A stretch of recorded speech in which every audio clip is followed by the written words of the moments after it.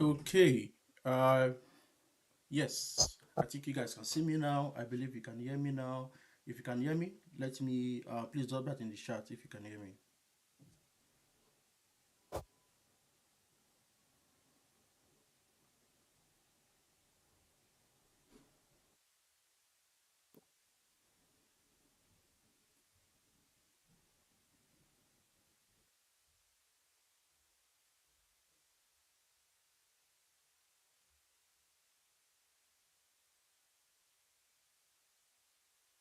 Cool. Okay, that's fine. So, thank you, thank you, thank you. Yes. Okay, that's nice. These things happen sometimes. Okay, so the reason why we are here is simple. We want to write codes that do not break. I know I may be over exaggerating, but basically what we want to do is to write unit tests, or we want to learn how to write codes that can test our codes, or codes that can ensure that our codes are not broken, or codes that can ensure that our code meets the business expectation, or the user's expectation, or maybe the program expectation, or maybe the requirements that is expected from the developer of what he or she needs to develop. Okay, cool. So I'm glad I can hear me. Thank you very much. So there are two type of testing. If I need to just go back a bit, I understand we are engineers. We just want to jump into writing of codes, but let me just go back a bit. There are two type of testing, and not like just only two types, but when developing softwares, as a developer, I focus on two type of testing. One is writing of unit test, while the second is integration test. But from my understanding, unit test is unit test is focused, or rather developers needs to they are required to focus more on unit tests, while integration tests are for QAs, to be sure that everything, all systems are integrated with each other. But if I can explain briefly what unit test is, unit testing is a type of software testing where individual software components are tested, meaning each functions in your codes, they are properly tested to ensure or to derive the expected results. Unit testing of the software products is carried out during the development of the application. Meaning, as you write your code for A plus B is equals to C, you have to write a unit test to be sure that A plus B is equals to C. And individual components may be either a function or a procedure. Testing is typically performed by the developer. Like I said, once you're a developer, you need, or to some extent, you must write a unit test to test your code. So I understand that there are a lot of developers that will say, hey, I'm a good developer, hey, I can write code, my code does not break. I've said that a lot of times, but the reality is that we sometimes, or most times, find bugs in our codes, and those bugs, they may be introduced when the input of the user changes. Then you realize that the output of your, or the expectation of your application changes. For instance, maybe you can have a code that what it does is it accepts string, and you format the string to return a particular value. But if you don't properly test your code, then you may not see, or you may skip things like, what if the user enters an integer? What if the user does not enter a string? What if the user does not, if nothing is passed? So in the testing your code can help you ensure that your code, that line of code, or that procedure, that function returns the desired result. So there's integration test. So integration test is a process of testing the interfacing between two softwares, units, or modules, and it focuses on determining the correctness of the interface. Integration testing aims to expose faults in the interaction between integrated units. What that means is that, okay, I wrote a code, is connected to a database. So integration test helps test if that database connection works, if it creates the record in the database, if it fetches the expected record in the database, if it does some API calls, calls. and the API calls returns the expected result. The API call doesn't fail. The API API call is available. So those are what integration tests test, you know, test. But unit tests ensure that your code is fine. So you may ask, how do you then unit test your code when that little piece of code may be may have some database calls, some API calls, some third party. party calls? So that is what brings us into mocking So whenever there's an interface, or there is an external call to that units of your code, then it is expected that when you write a unit test, you have to mock that interface or mock that call. So with that, I'm not sure if there's anything else I need to explain, but I think I just need to get myself out of the way. But I mean, that is to get this phase out of the way so we can jump into looking at codes. So I'm going we to do this. um, Yeah, I guess I'm out of the way. And what you have now is my my screen. So this is a basic application where one of the engineers in my circle he worked worked on on this and this. sent this to me so that, because I understand that most the challenges that most engineer has is, I joined a new company or I joined an existing company, and I'm just stuffed with an existing application. There are a lot of codes there. The application is breaking. I'm asked to fix the bug. bugs, and I fix this bug, and how am I sure that the bug I fixed did not introduce More bugs or or other other, bugs, so or it will even break break the the application application as as a a whole. whole. So So that's been, according to him, that has been his experience. And I've also spoken with a few engineers too. That has been their challenges. experience. So I then ask an engineer to write something simple, send it to me. So this is not my code. So in fact, I'm excited. I will be excited. Okay, I think I'll fix that. 1 second, please.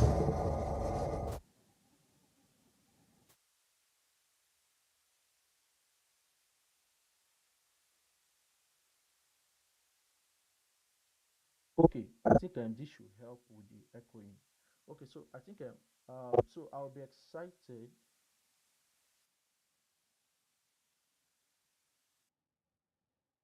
Okay, so okay, I think that should be fine. Please let me know if it still echoes. Okay.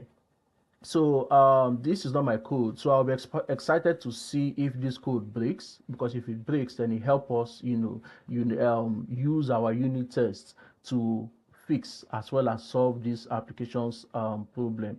But if it does not break, then all well and good, we'll go ahead and write our unit test. So what I did, or what I have done, is I've changed, when the engineer sent this to me, is actually connecting to SQL Server. But since unit test does not really have any, stuff to do with testing the database and all, so I just change it from SQL Server to in-memory database. So basically, this is a database, but it just, creating that record within the system memory, and we lose it once you stop running the application. Okay, thank you very much. It seems fine now. Okay, that's fine. Okay, so what else again do we have in the application? So I'm going to expand the solution explorer, and I hope you can see this because it's a little bit tiny, but I hope you can see this. Okay, so I have the controller. So I have basically what this application does is, we have stores when we have products, and we have stores, we have products, and we also have this part where we can get product category as well as add product category. So and then we have, this is the API project. So this project is broken into four. This solution is broken into four projects. Okay, it's a single project, rather a single solution, but it is broken into four projects. The reason is because this engineer tried as much as possible to use the domain-driven design architecture. So that's why we have the API, which is this. We have the infrastructure, which has everything that has to do with the database or the DB context. We have the services, where our application logic is, or the integration of different services where they are, and then we have the domain, where we have our models, our entities as as required for this application. So don't be too concerned about this too many stuff here, this too many structure here. He could have simply designed a controller, then I will extract it into different projects or maybe different folders. But so don't be too caught up with how this is structured, because what we want to focus on is writing of unit tests. Okay, so this is what we'll do.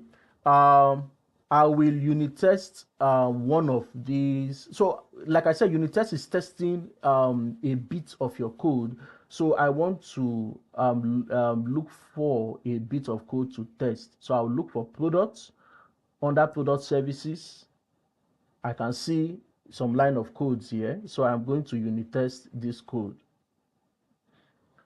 So I also want to enter into the domain, or rather navigate into the domain, to be sure that there is no logic here. If I had a domain logic here, I would have also unit tested the domain logic. Although there's a way I can test my domain logic by unit testing this service, and we are good. Okay, yeah. So alrighty then, I guess we'll just go straight to action. So okay, so what we'll do is I'll try as much as possible to spend 30 minutes introducing as well as helping us structure our unit test using NUnit, because there are various libraries you can use in testing your codes, but I prefer using NUnit and mock. So NUnit is my test framework, okay, while mock is my mocking framework, or is the library I use in mocking my data. For instance, I'll be saying that if you are integrating with a service or with an interface, you have to mock it. For instance, this iLogger is an interface, okay, so I have to mock this iLogger. And I will also try to refactor this code so that I will move my database into, or I will introduce, or rather I will inject my database into this service, okay, as an interface, so that it can be easy for me to mock my database operations. For instance, if I say I'm adding a sink, what should be the expectation when I mock this? I'm saving, what should be the expectation if I mock this, okay? And also what should be just to show you how to, sometimes if the code is not testable, what you can do. I can go ahead and unit test this code without mocking this, but I just want to do this so that when you see some legacy codes, you don't say, hey, there is a direct DB call, hey, there's a direct this already in the code, therefore it cannot be unit tested. So I just want to show you how you can help refactor a code before you test it. So I'm going to start using NUnit and mock, and then I am going to introduce us to xUnit and fake it easy. So mock is what I'll use in mocking for NUnit, while fake it easy is what I'll use in mocking for xUnit. So there's no reason for me to say I must use fake it easy for xUnit or mock for NUnit. It's just that these are two frameworks I have experience using, okay? But for me, I prefer NUnit because it's easy for me to implement, while xUnit. Anyway, I think we'll get there when we get there. Okay, so like I said, the first thing I want to do is extract this database call as a separate interface, or as a separate layer, so that it can be easy for us to mock. Okay, so the first thing I'm going to do is everything that has to do with database or DB calls, I will move that into the interface using the repository pattern. So what I will do here is I'll create a folder. Let me say add, and call this repository. Okay, and then I can add another folder and call it interfaces or interface. Some engineers may prefer to just leave everything with the repository, while some may want to separate them. Irrespective, I think it's your call. Like I said, this is not the reason why we are here. We're here for unit testing. Okay, so I want to, like I said, I want to abstract this into an interface. So what do I do? Let me look at what are the database calls here. The first one I can see within this method is add a sync, there is save changes, okay, and the second I can see is a query, a link to SQL query to fetch this product, okay, and select it as a new product model. So those are what we are going to abstract into an interface. So I'll go ahead and since this is products, everything about this is product, so I'll go ahead and create a product repository.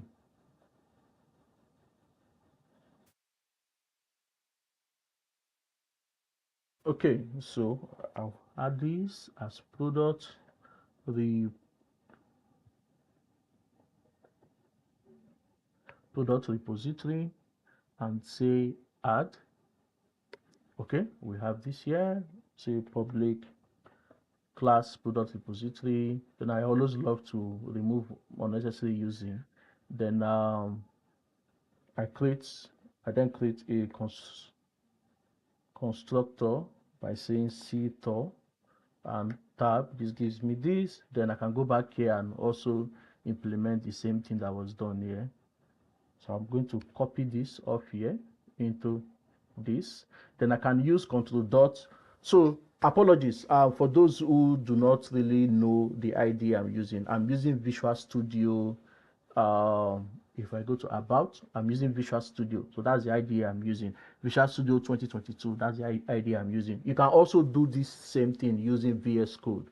Okay, so I'm using this because I have a Visual Studio license. So, but if you don't have a Visual Studio license, you can go ahead and use VS Code, and it's pretty much, what you see here is pretty much the same thing. Maybe except some of the shortcuts I'm using, but it's pretty much the same shortcut as well. So if you use Visual Studio, you will see this. I also think you will see this as well with VS Code, because I've also done the same shortcut with VS Code. So what I want to do is I want to inject this store data context into this product repository file. So I simply use control dot here, and I will say create an assigned field DB. So if I do this, this is done for me automatically, and I also have this. So I'll just underscore this so that I have this name to be separate from this. Then I go ahead and underscore it here.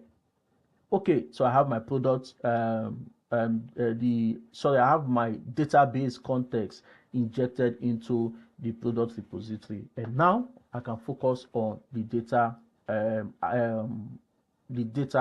operation that was done. So like I said, the first thing is to add and save changes. So I can't see anything update here. Okay, no problem. I think it's still cool. What I'll do is I can see give us a. So let's see what add does here. Add is a task. Okay, is a void because it's not returning anything, and is a asynchronous is a task as well. Okay, so that's why there's an await here. So what I'm going to do is I'll say public async um, task, then add a sync. Okay, then I can move here, copy this code and paste here. Okay, so it's expecting products, then I'll go ahead and give it this product that is expecting.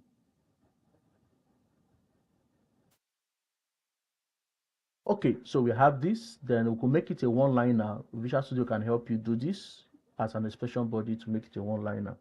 So I'm good with this. Then the next thing there is to save changes.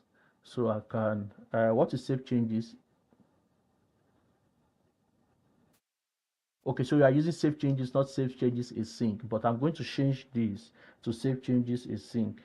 Okay, just to ensure that everything I have is asynchronous and is expecting. I can see the save changes is returning an integer back to this result. Okay, so I'm going to return a task of integer back to save changes async. Then thank you, Visual Studio. So I have this here. Basically, it's just a copy and paste of this here. So change it to a one-liner as well. Okay, so what else do I have? I have a get product. Okay, so I can copy this. Okay, yeah, and make it an asynchronous as usual. Task list of new product model, and I'm going to import this using control dots. Should import. Okay, let me do this first. So let me see, where is new products model? So this is in service. This is in product services slash model. So I can't access this. I cannot access this model because uh, in the hierarchy, I can see that. So I am implementing this in the infrastructure, and in the hierarchy, I can see that services is infrastructure was is a dependency to services. Okay, and what I'm looking for is with the inside models here. So because of that, I can't access this in infrastructure because infrastructure is more like a parent to this. So accessing a child model within a parent dependency is not, I can't do that. So what I will do is I will move this from here. Okay, so I'm going to cut this from here and move it to domain. Okay, because I prefer everything about my models to be under my domain, so I'll move it to domain because I believe that this domain is a parent to infrastructure. So if I move this to domain, I will be good. Okay, so I have entities, then I will paste this here. Okay, but I will change this to view models. Okay, so we have new product model. Then I will update the namespace to be sure that this is in let me see, app.core.domain. Okay, then dot view model.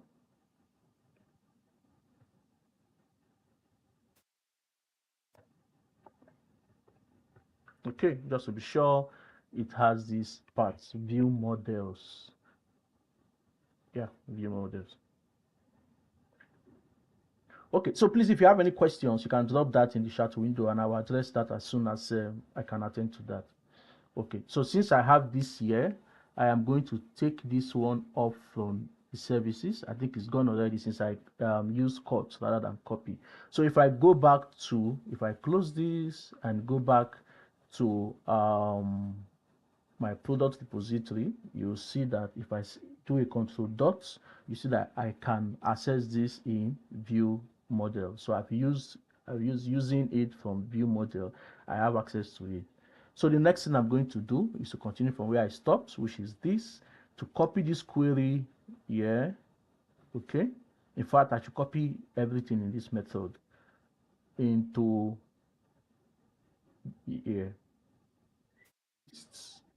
and yeah, I am good. The only thing here is this is returning this is returning um,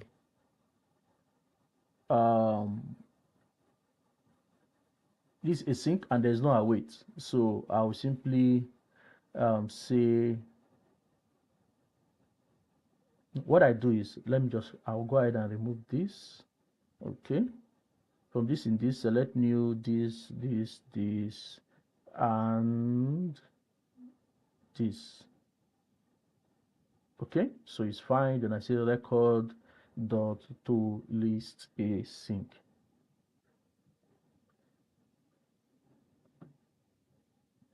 So tell me what's my problem now. Okay, I also need to return an awaited. Yeah, so I'm good. Okay, so you can right click the project and click sync namespace. So what project? You didn't specify what project. So I want to believe it is this domain. So when you say sync namespace, where can I find sync namespace? Yeah, no namespace need updating. Okay, let me just try something since you mentioned. Let's say if I have dot services here and see what happens. Sync namespace. Cool. Yeah, thank you. I guess we learn something new every day. Thank you very much, Oduma, Ojoma. I appreciate. Okay, so I have this. So I have extracted all this to their, yeah, use expression body. So I've extracted this to its the product interface, and I'm going to inject this into the service. So an easier way, so I need to extract the interfaces of these methods I've created here. An easy way to do this using Visual Studio is to move to the project class. When I click on it, go to quick actions and say extract interface, and I will ask it to extract it. Since I have multiple methods, I would prefer to extract it into a new file called iProduct repository. So if I say okay, that is created here as the iProduct repository, and since we have an interface folder, I will simply move this to the interface folder, and yes, go ahead and update the namespace for me. So if I click on this, you can see that the namespace has been updated and I have this interface here. Okay, so back to my product service file. I will copy this, okay, and I will then introduce it here rather than introducing this. So I'm going to go ahead and delete this, also delete this, and delete this. Then I will paste it back here, the same position where I deleted it, and bring it as this. Okay. Then with Visual Studio, I'll do a control dot. I'm beginning to sound like a PRO for Visual Studio, but I just enjoy, the shortcuts I have here. So I say control dot, then I have the create and assign field. If I click on this, it brings it here and it brings it here. All I just need to do is to add an underscore, to underscore, and I bring this on here. Then also you are this is missing a namespace. Okay. Then I will also bring this one here now to replace this add async. I'll just say product repository dot add async, and then product repository dot save changes async. Okay. Then I'll just simply return. Okay. I'll simply return and awaited this dot get products. Okay.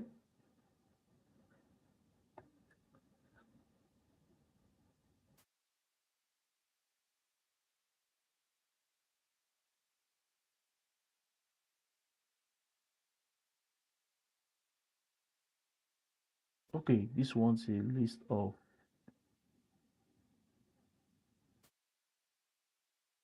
let me go see what the problem is here. List of task, list of new products model.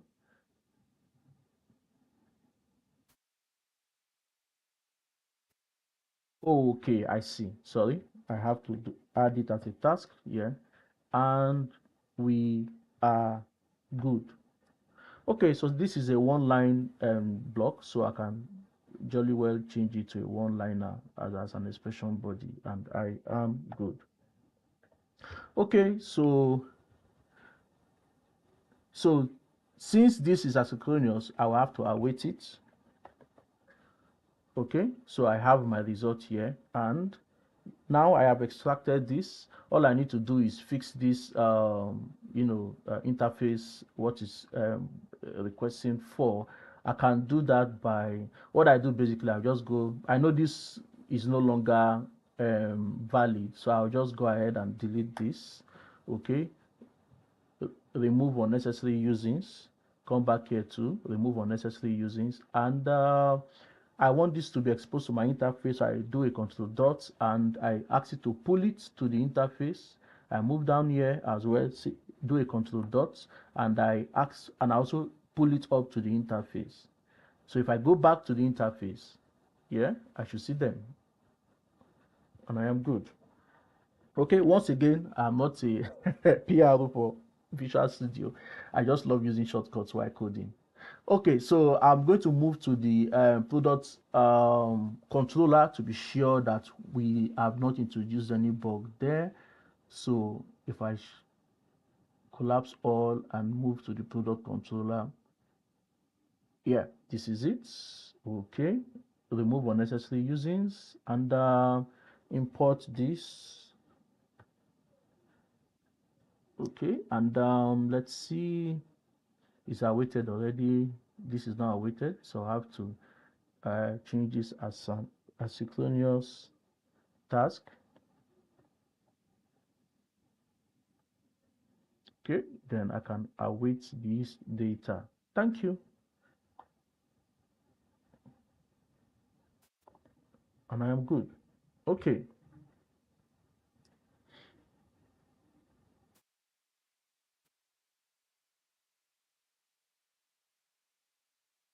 Okay, so I need us to remember that I have introduced an interface and a concrete class to this project, and that is done in that was done in my infrastructure. So I've introduced product repository as well as product interface. Okay, so we should not forget. I always forget this, so we should not forget to um, to register it here. So this is my DB context. I can see that the services were grouped. This is my DB context, which is like to me my infrastructure. So I would rather do that here. Okay. So I'll say builder dot services. Okay. Dot add transient. Then in this case, product repository.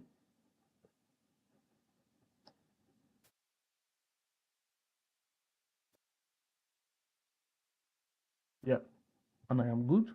Then for this, I'll just go ahead and refactor this a little bit. Not like it's something too important, but it's just the way. Since builder.services returns the services returns iService collections, so I believe I can have a changed uh, dependency injection in it rather than and everything that will be executed as a single line of code rather than have them as separate lines. So this is what I do. Okay, like I said, it's just something fancy I like adding to my code. Okay, so this is it. I will also introduce like I said, I have product, I also have store. I will also bring store to this as well. But let's go ahead and unit test the product because that is what we've all been waiting for. So what I will do is I will use NUnit to unit test products. Okay, then I will use xUnit framework to unit test the store. I think that would be a better way to do that. So now we step into unit testing. To unit test, what I do is I'll move to this is core. So I'll create a folder, okay, and call that folder um, unit tests. Okay, the reason is because we can also have integration tests, so I named this unit test. So what am I testing? I am testing my services because that is basically where I have my code, my logic. Okay, so I'm testing my services because like I said, that's where I have my code. So I'll go ahead and say I want to unit test app.core.services. Okay, I want to app.core.services. So I come over here to say add a new project. Okay, you can see I've used xUnit before, but in this case I'm going to search for NUnit test project using C#. If you're a VB engineer, you can go ahead and use VB or other languages, okay, or the .NET framework. So if you're working on legacy code, .NET framework, you can go ahead and use this, but I use, since this is a .NET Core project, I go ahead and use this. And this is how I name my test. I name it based on what I'm testing. So I'm testing the services. So I will say app.core.services.unit tests. Okay, plural unit tests. I'll go ahead and create this. And yep, use the latest version of .NET 7 that I have on this machine. And I say create. And this is what xUnit gives me by default. So it groups my using to a single file because it believes that I'll have to bring this on in every file. Then also it gives me a sample test class. So once you've done this, you will, if you click on test on Visual Studio and you go to Text Explorer, you should then see this. You then have this appears. You can see the namespace, app call services. If I expand, you see this particular one, and if I go ahead and expand further, you see the test one here, or test, which is this. Okay, if I go ahead and expand that, you will see that I have one test in it called test one, which is this test one. Okay, so it is blue in this, the icon is blue because it has not yet been tested. So if you want to run your test, you click on this button to run this single test, or this button to run all. So I always click on run all to be sure that I've not introduced bugs in my code. You can see I introduced some here. So let me see, warning, detected package downgrade from this to this. Okay, so I will not allow this to happen. So let me see, where is this done? Interface to services. So I will remove every so what the error message I'm having is that there is a different version of .NET entity framework core in infrastructure is different from services, is also different from the API. So what I do in this case is I have only one, basically any library I'm installing in any NuGet package or third-party library I'm installing in my application, I only install it in a single project. So I don't have entity framework installed in my API project and also have it installed in my infrastructure. So what I will do is I'll go ahead and check this to see if I have, you can see I have entity framework, and I'm not really using entity framework in my API. I'm using it in my infrastructure because that is where I introduced entity framework because of this. I introduced entity framework because of this. Okay, because this is the only place you will see us using entity framework. Well, maybe except when you are adding your DB context, you are injecting your DB context. But basically, this is where I need it. So since infrastructure is inherited by other projects, okay, I think the architecture is domain, infrastructure inherits domain. So domain is like the forefather, then services inherit infrastructure and API inherits services. So if I have this already installed in my infrastructure, okay, entity framework already installed in my infrastructure, I think I no longer need it in my services. If it is here, okay, it is not, then I also think I don't need it in domain. If it is here, nope, it is not. Then the other place I think it will be is in my, yeah. So I'm taking this off. I'll also go ahead and take this off. I think all this should be in, I'm no longer using SQL Server, so this goes, yeah, swashbuckle. Okay, that is fine. Then I'll go ahead and rebuild this project or just run this and see what happens. Hey, what are you complaining about?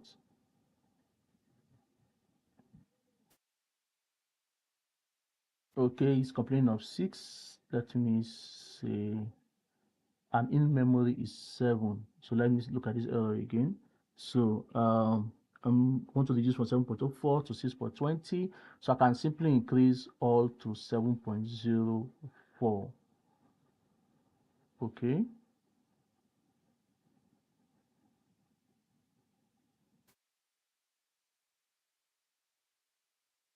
Save, try to test, see what happens.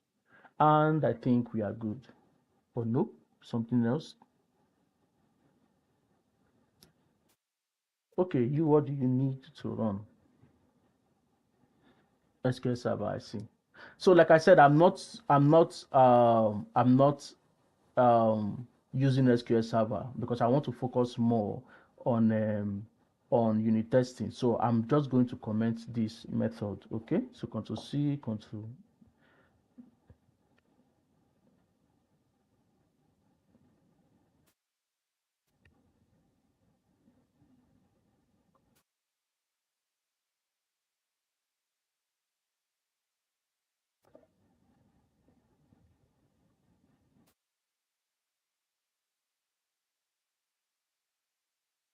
Okay,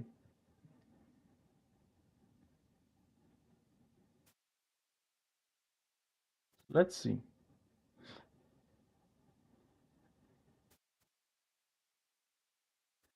Okay, I'm also going to remove the migrations. Like I said, I'm not using SQL Server for now, so I'm going to remove the migrations because I think this is coming from here. So I'm going to remove this. Okay, and try this. Okay, I think we are good. If you watch, since I started writing unit tests, honestly, I stopped building my project using build and all. Okay, I can clean, okay, but I prefer running from here. So I basically run my unit test and it tells me if everything is fine. So I'll go ahead and close all these except my unit tests. Okay, yeah, thank you. Yes, I've deleted the migration. So now, this is what we have. So I need to explain what unit testing, the components of unit testing, okay? The first component, if I remember correctly, is arrange. The second is act. The third is assert, okay? Arrange is, this is where all my mockings happen. This is where all my mocks happen. Act is running my core code, okay? Then assert is determine if my unit test is correct, okay? So these are the components of unit test, okay? But like I said, this session is not just for us to learn how to write unit tests, but also for us to learn how to write clean unit tests. So a lot of this may not be in this file because I would have moved it somewhere where all my mocking is going to happen, and that is what I want to start now. So since I have this, okay, and I have this, okay, so what I do first is I ask myself, what am I testing? Okay, so different engineers have different way of structuring their tests, but this is what I do. So most engineers will say since so they will just say unit test here, okay, or most engineers will say, since this is services, let me bring this what we are testing. For instance, we are testing product services. Okay, this product service. So most engineers will say this unit test is their product services. So they'll call this product services test. Okay, which is fine. But what I do is that, or from experience, seeing what having worked in an environment where there's a lot and there's large a large code base, I get to understand that this file can become so large and a little bit because I believe as long as you update your code, it may affect your unit test, so you have to unit test that little update you've done, meaning your unit test may also change. So because of that, I prefer breaking my unit test or grouping it. Let me use the word, I prefer grouping my unit test into methods. So if I have in this product service, since I have no, I think this is it, product service. So since I have method one, okay, called add products, then I will have a file called add products unit test, okay. Then method two is get products, then the second one will be get product unit test. So that's the way I group mine. So So what I do then is that I am unit testing products, right? So I will create a folder in here. Okay, I call this product.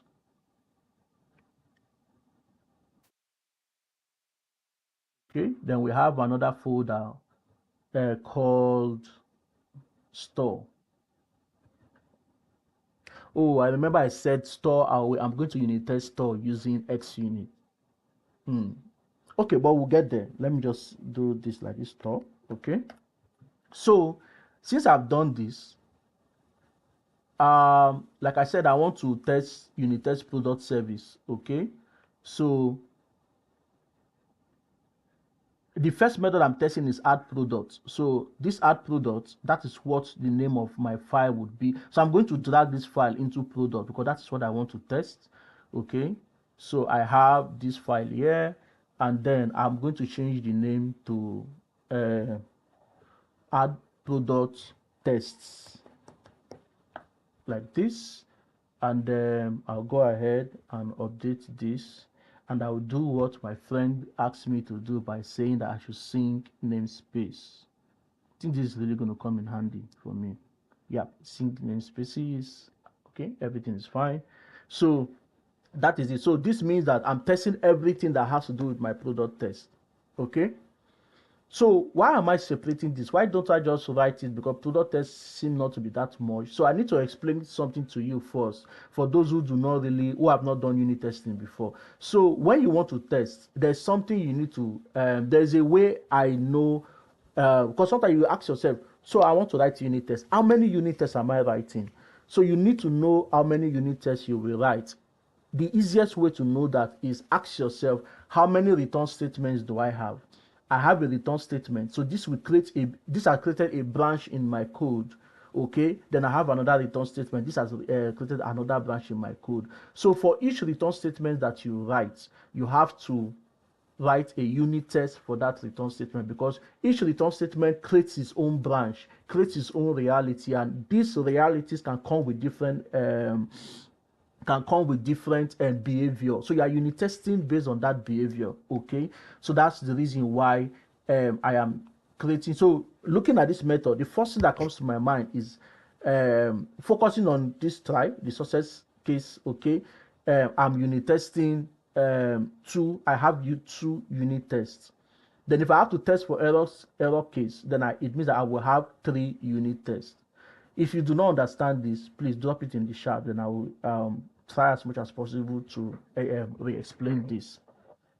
Okay, so to do that, so that means that by default, I'm going to have 2 unit tests in my add product file. Okay, and the naming convention of the way you name your unit test is the method name, the purpose, which is this, okay, and the expected result that you are returning, which is this. So I will go ahead and do that now. If I go to add product test, so the first test I want to write is to first, what's the name? Add product, okay, which is the method name, underscore the purpose. If result um, if result is equal to 0, but in this case, result is 1 when the save changes is successful, while result is 0 when the save changes fails. So you say if uh, if or when or whatever, you can just say if database say database or okay, we are creating a record.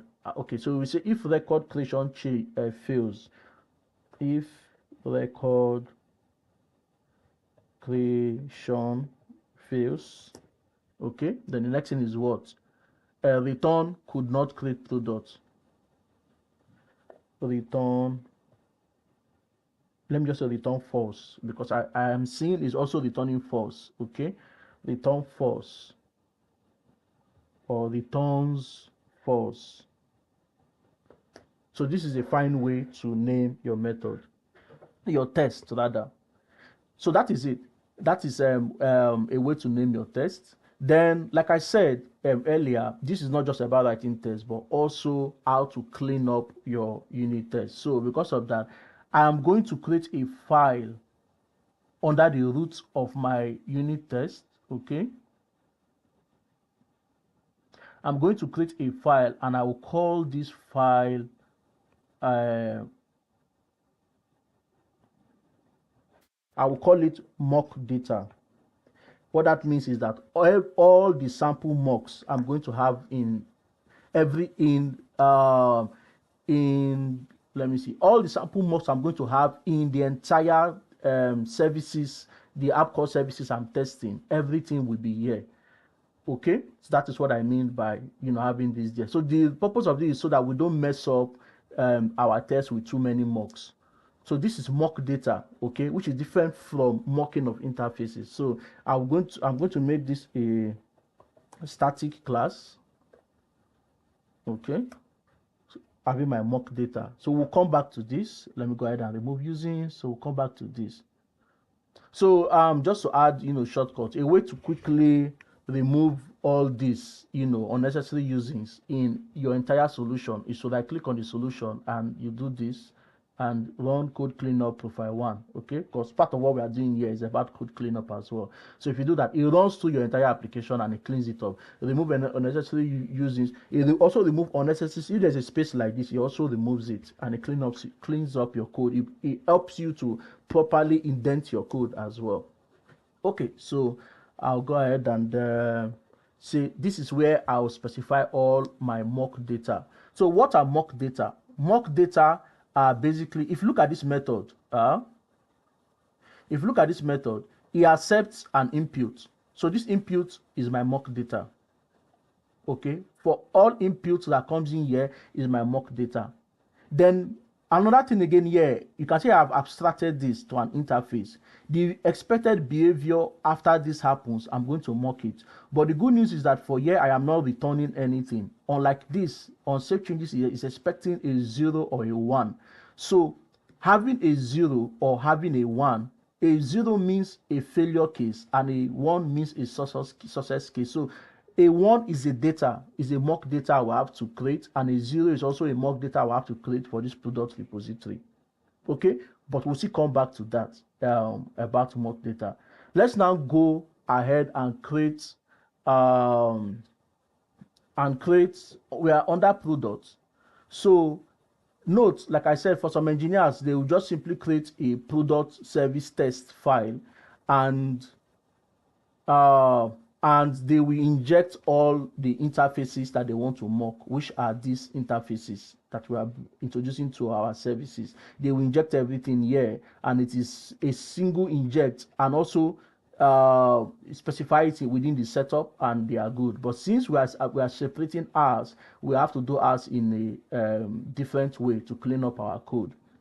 So with that, I notice I've only explained what this test is, but I've not explained what the setup is.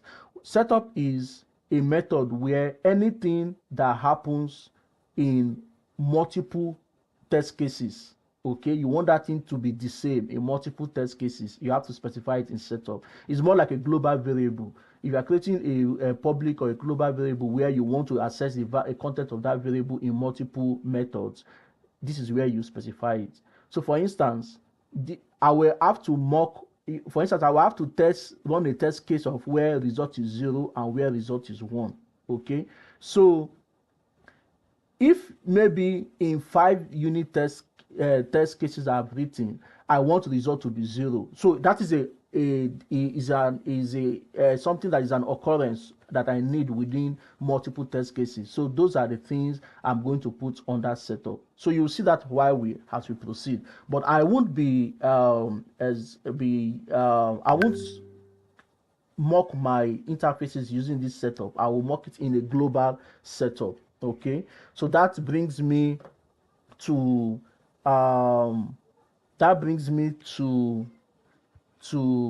here.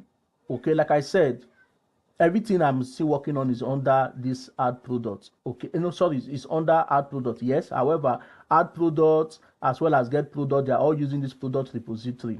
So this product repository is required in both required in add product file as well as get product file, or add product test cases or test files, as a test file with its cases, as well as get product with its test file with its cases. So this is a generic, or this needs to be moved to an environment where I can use it in multiple test files or test cases. So what I will do is I will then create a setup. Like you see that I have a setup here, and I'm supposed to mock my interfaces within the setup. But since I can't do that because I have chosen to separate my files of add product and the other, then I have to create something called a global setup, or but in this case like a base setup for products. Okay, if that is confusing, please let me know in the chat and I will explain that. So I'll go ahead and say and add a product setup here. Product setup here.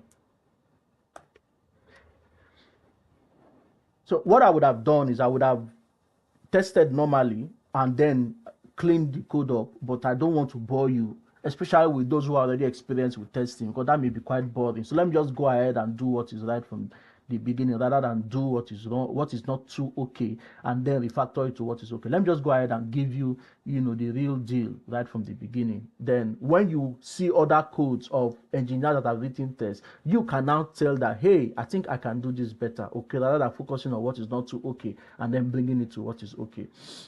So what I'm doing here, this product setup, is actually replicating this setup here, but in a global scenario that takes care of both add product test as well as the get product test. Okay, and also like I told you that one of the purpose of this session is so that writing test is easy. You write one test while the rest is copy and paste. Okay, so that's why I'm taking this one after the other.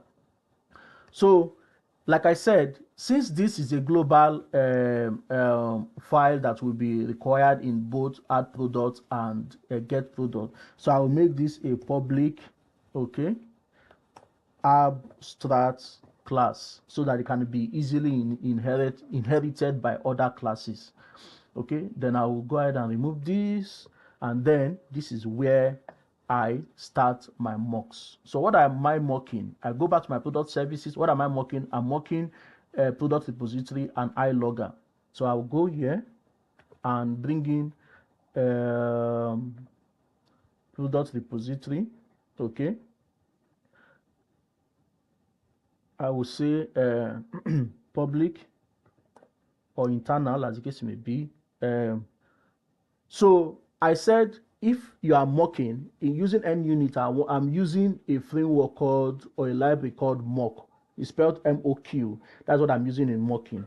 Okay, so I'll just go ahead and start using it, and Visual Studio will help me install it. But I'm going to point it to you, where it installed it for me. So I will start mocking my interfaces by using mock. So when I say mock, what it means is that I'm not calling the actual interface. I'm calling something that seems like the representation of, or I'm calling a representation of the actual interface, not the interface itself.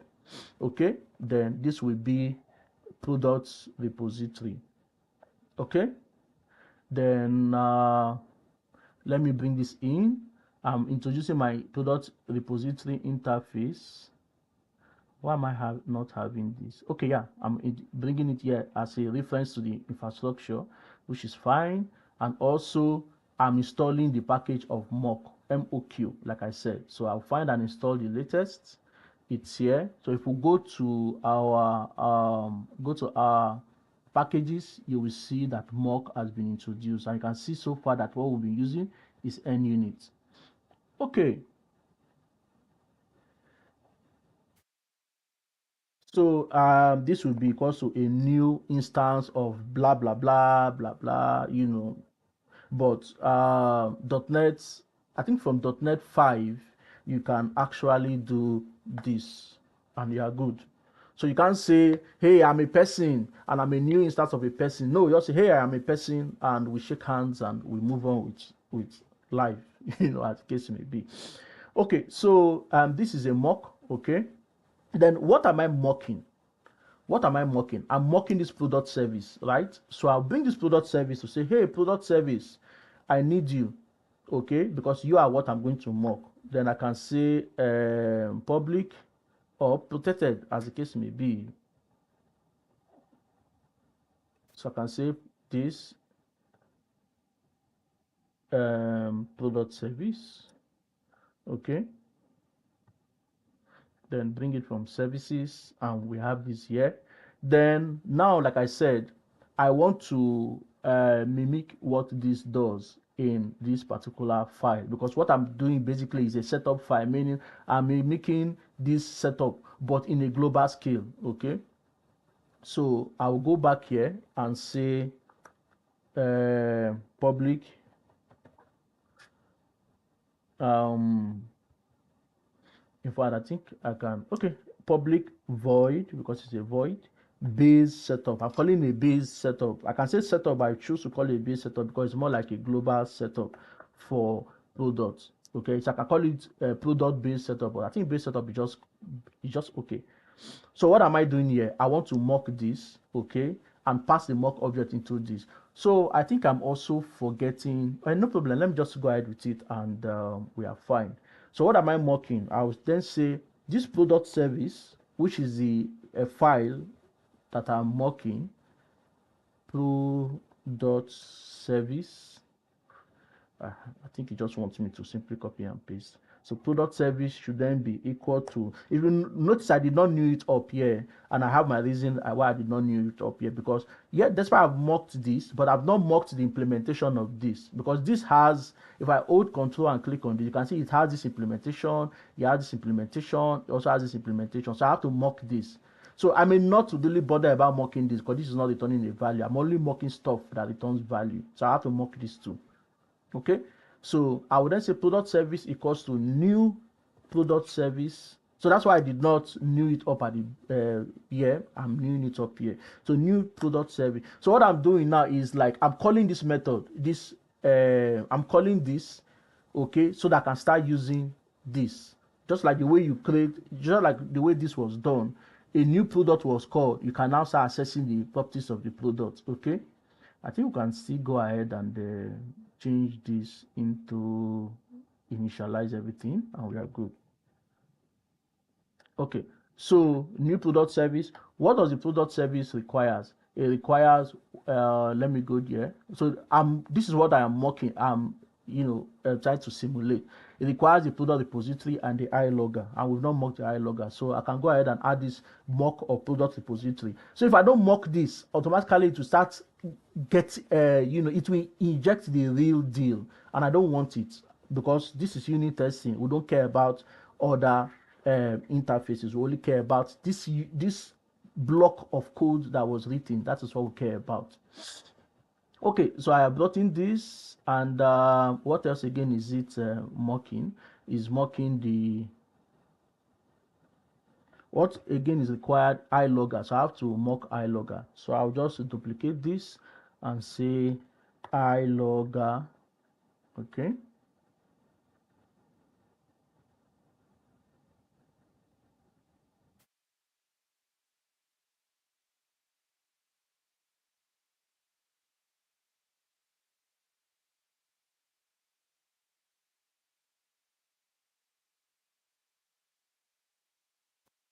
Okay, so I've mocked this, and I can pass this here, and I guess we should be fine.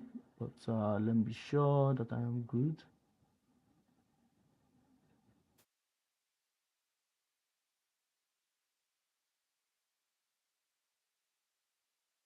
Let's see, what am I missing here?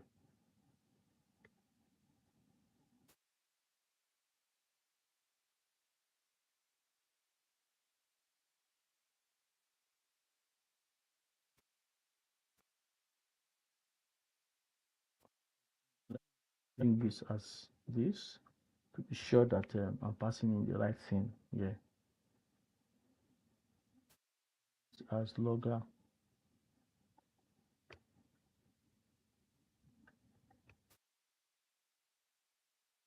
So I should be good with this. Yeah.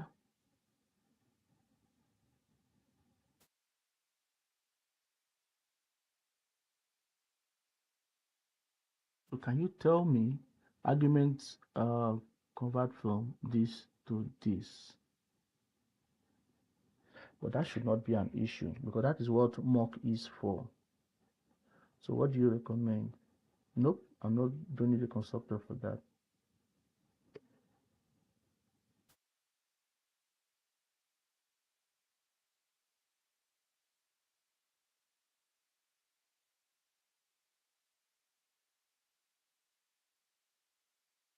It's one of those things that want to, say, hey, yeah, today you are live, broadcasting to over 1 million people across the globe, and yeah, it's time for me to tell you I'm the boss.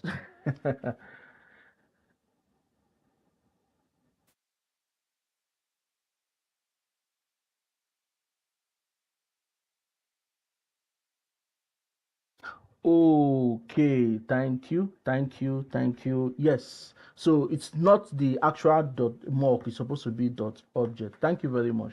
Thank you for pointing that to me. Yeah, dot object. Great. Okay, so these are the things that happen sometimes when you create a generic stuff and you use it every time. So I find myself doing this just once. Okay, I find myself doing this just once. So I totally sometimes forget about this because the only thing I find myself using over time is just I call the base setup and I'm fine. Okay, so now that I have this here, I can then go back to note this is it's an abstract class, so we cannot new up this class. We can just simply inherit this class. I can then go back to my product test and inherit the product setup class. Okay, and then we can call the base setup here, and we are good. I can also go ahead and make it a one-liner, like use an expression body, and we can good. I can also go ahead and make my code more beautiful, like as beautiful by doing this. So, yep, this is it. So, let me go ahead and build this, or rather run all tests to be sure nothing is broken. Okay, I think everything seems to be fine. Then now let's go ahead now and test this method, because what we've done, we successfully mocked this that is coming in, and not like we've mocked, yes, we've mocked this, but we've not mocked the implementation. So let's see what are the implementation. No, first let's look at what are the data we need to mock. But what we did is basically the setup, but now we've not added the mock data. So let's look at this method. What are the mock data? The first mock data is product model. Okay, that is the first mock data. So let's go to our mock data file and say, hey, we want to mock this new product model of this new product model, control dot, say control dot, and it gives me this. So we're mocking this to be a new, sorry, I'll have to make it a public, like it's a static class. So this will also be a static new product model to a new instance of product model,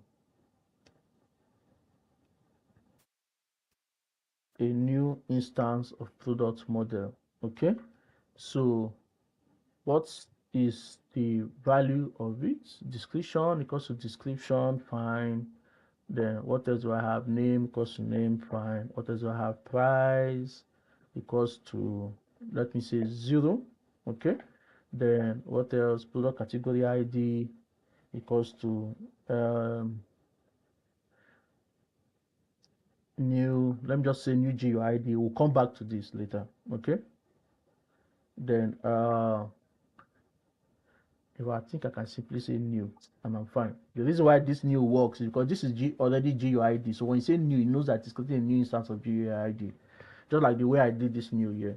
Okay, so that's one of the benefit of if you are using .NET 5 and above. So store ID is equals to what? New as well. Do I have anything else? Nothing else. So we are fine. Okay, so let's say let's call this new product model with invalid price. You can see that the price is invalid by saying a product cannot be 0, okay, with invalid price. So I can copy this now and paste it here and say invalid name, because product must have a name. So let me say empty string here. Then here we can now say new product model valid, which is fine. So the name has a name, and the price, let me call it 1000. So this is a valid price. So let's go ahead and so these are mock data. So these are 3 instances of inputs that can come from a user, okay, and let's use it to unit test our code and see what happens. So the other thing now we need to do is add async is not returning anything, so we don't need to explicitly mock this. We don't need to mock add async. This is expecting a 0 of 1 or 0, so we need to mock this, okay. So we need to mock what happens in save changes. So we need to mock that so that save changes should return 1 and also save changes should return 0. So let's go to mock.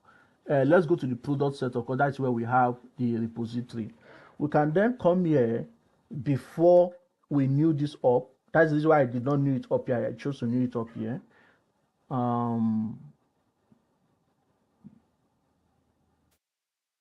Okay, that's just C# stuff.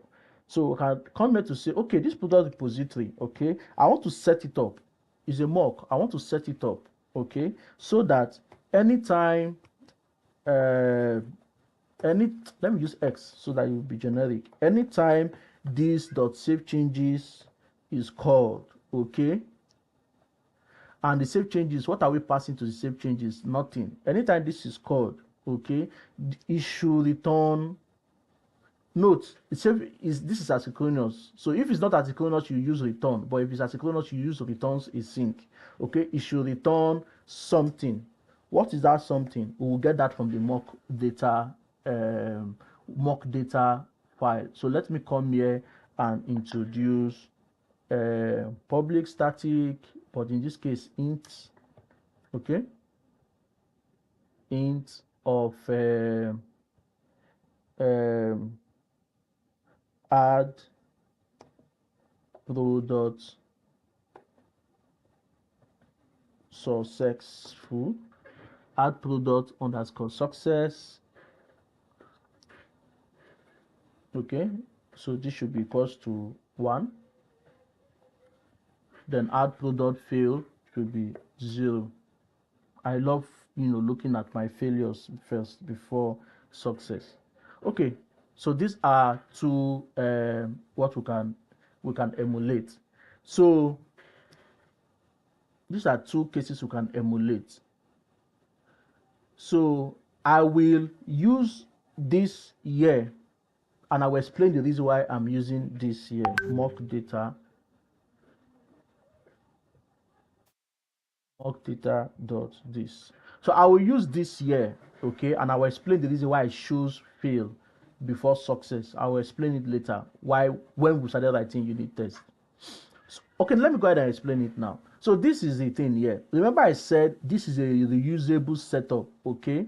So what that means is that let's come to this code. Let me tell you what I want to test. I want to test, you can see that this code has been written, okay? We are good engineers, we write good code. But now, what if the customer passes a price that is 0? Our unit test will test against it, okay? What if a customer passes an empty, not even customer, the user passes an empty product name, okay? I want to believe the category ID will come from the drop-down menu. The store ID will also come from the drop-down menu. The description will come from the user. This will come from the user. This will come from the user. So to me, these are the 3 things I want to be sure that my unit test is taken care of. Okay. So because I know I will write a unit test to test this, write a unit test to test this, write a unit test to test this. Okay. So I will write a unit test to test that. Before I will write a unit test to test for 0 of saving and 1 of saving. So what that tells me now is that before I consider a success, meaning this needs to be 1 for me to have true to be successful, I need to first test all this, meaning 1 is not having this return a 1 to me is not important. Okay, having this return 1 to me is not important until I want to test for this. So that's the reason why I'm choosing 0 before 1. If you don't understand this explanation, let me know. I will explain it. But I think as we move on, it will become clearer to you. So that's why I'm choosing 0, okay? Because so the idea is that what are the mocks that multiple test cases will use? Multiple test cases will use it when there's a problem, okay? Then only 1 will be success. So this is even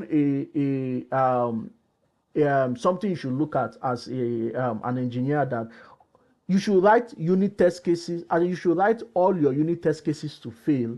Then you can see that the last return. So when I write my code, my if statement always takes care of failures. Then the last if statement handles the success. So that means that all your unit test cases will first take care of failures. It's your last unit test case that will look at a successful product. Then you can just dance around different things to try to ensure that it will return a successful response. So since many of my test cases will be around failure, that's the reason why I'm specifying that I want to look at the case where this product is 0. Okay, that's why my base setup, I'm specifying that the product is 0. That is the add product underscore fail is 0. So I hope I've explained that, but we'll see it as we move on. So now, so I don't think I should be testing for if record fails now, because I've extended this to look at when the price is invalid. Okay, so the first thing now will be product price is 0. That is the first test case. Okay, so since I've already set up my base, then automatically this is gone. I no longer need to arrange. So all I need to do is to run my code, run my core code. And where's my core code? My core code is running this product setup method, okay, or product service method, product service.add product method. How do I bring the product service?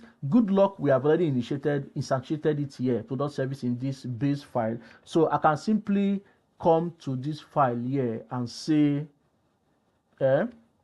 product service, and I am fine because I already have this in my base products. You can see this is already declared in my product setup file. So if I click on this, it takes us here. So I can simply say product service dot what add products, okay, and I want to add it for a mock data where the product price is 0. So I'll come here and pick this one, invalid price. So I'll say mock data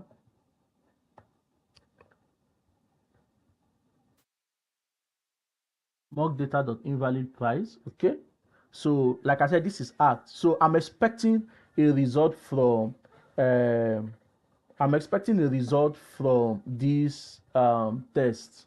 Okay, I'm expecting a result from this test. So I will say this should give me an expected this will be expected. Okay, or no, sorry, this is actual. Sorry, the reason why actual is because this is what actually happened. This is what actually happened when I run my code using this test data. So that's why this is actual. Okay, then I will tell you what my expected is. That would be when I am asserting, when I am actually testing. So let me see, why do we have this? Product may be null. Yeah, this is complaining about this because this is, I don't feel comfortable with this capital. Sorry, let me change this to small letter. Yep, then you have that leave there, so this can be fine. Yeah, so product service of add product. So this goes around my code, and what I'm expecting from this is that, okay, I'm expecting this now, var expected. This is what I'm expecting. Okay, I'm expecting that it should a new object. I'm expecting a new object of something. We'll get to what that something is. So let's look at if this is 0. I'm expecting it to tell me that to return false, okay, could not create product, or no, false, and then product price cannot be 0. That's what I'm expecting it to return back to me. So actual is bool, false. So I'm expecting a status of false. Okay, I'm also expecting is message of uh, this price must be um,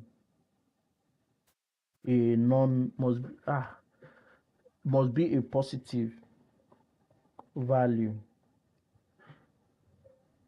Okay, that's I'm also expecting this. And what again is it returning? An object. I don't really care about the object. In this case, I don't care about the object. This is just what I care about. So this is this. So now let's then assert that. So this is what I'm expecting from my method, and this is what is happening in my method. That's why this is expected, and this is actual. Expected. Okay, and this is actual. Yes, it is a tuple. Is a tuple. So I'm expecting it to say assert. Okay, so this is where testing starts. Assert that um, um, actual. First, let's look at what this is. What this the overload of assert dot that is saying that. Let me look for one.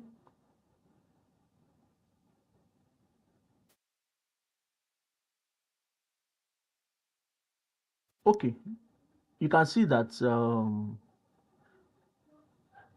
assert dot that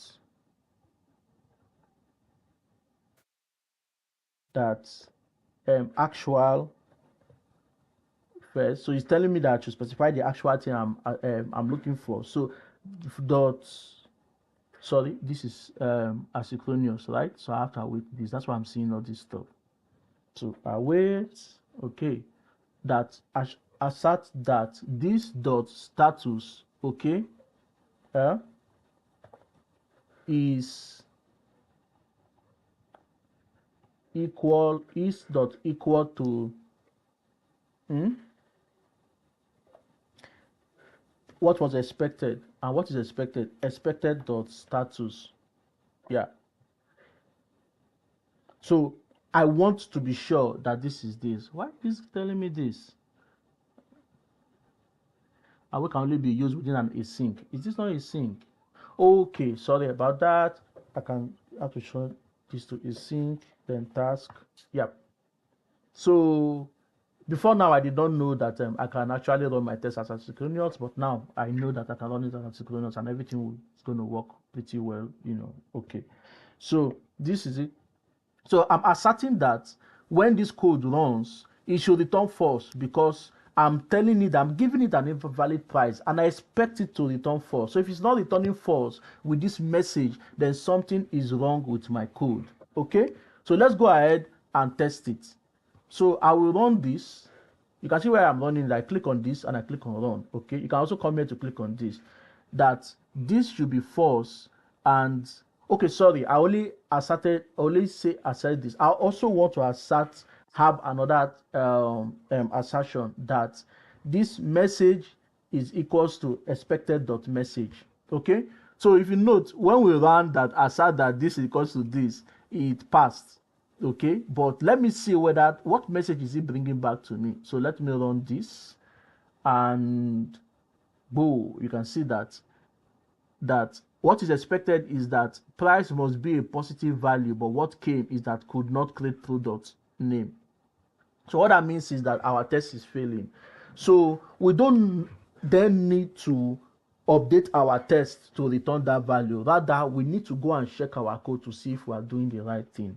So let's go ahead and see what happened. Okay, what happened was that what came is this. So the good news is that you can also debug your test. So to debug your test, I'll just simply click on the actual, put a breakpoint around the actual. Then I go to click on debug. I click on this, click on debug, and it hits this. So I can step in, okay? I can step in and see what happens. I can see that it accepted the product without any challenge, zero. And also it went ahead, he also saved it to the database. Although we are mocking the database, we are not actually saving, but it means that it will go ahead and save a zero price to the database. That is what it means, that it will save a zero price, which is a problem, okay? Which is a problem. So with that, then that's why I returned this. So as an engineer, seeing this, it means that there's a problem with our code. Okay, it means that there's a problem with our code. So I'm going to go ahead and write this, that if model dot price, okay, is less than or equal to 0, then return new false, comma, what, this message.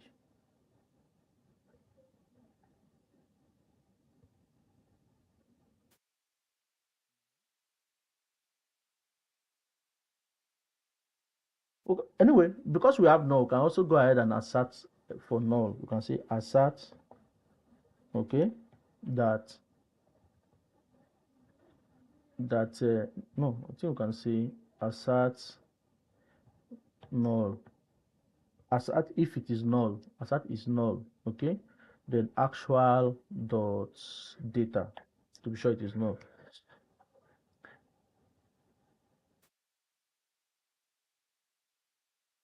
So this is it here. I can see your question. Is it the business that usually bring the test condition, and can't we just do a data annotation validation?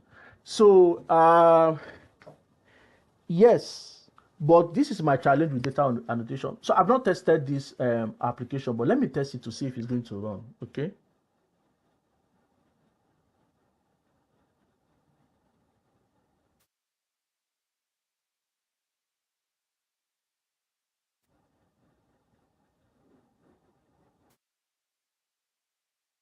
Number one, to answer your question, yes, the business will tell you that before now. The business will tell you that, hey, bros, please don't allow any product. In fact, a product cannot be zero, okay? So the business will tell you that the product is not zero. But as an engineer, this may trigger questions, you get me? And then you will ask, look, should we store a product that is zero?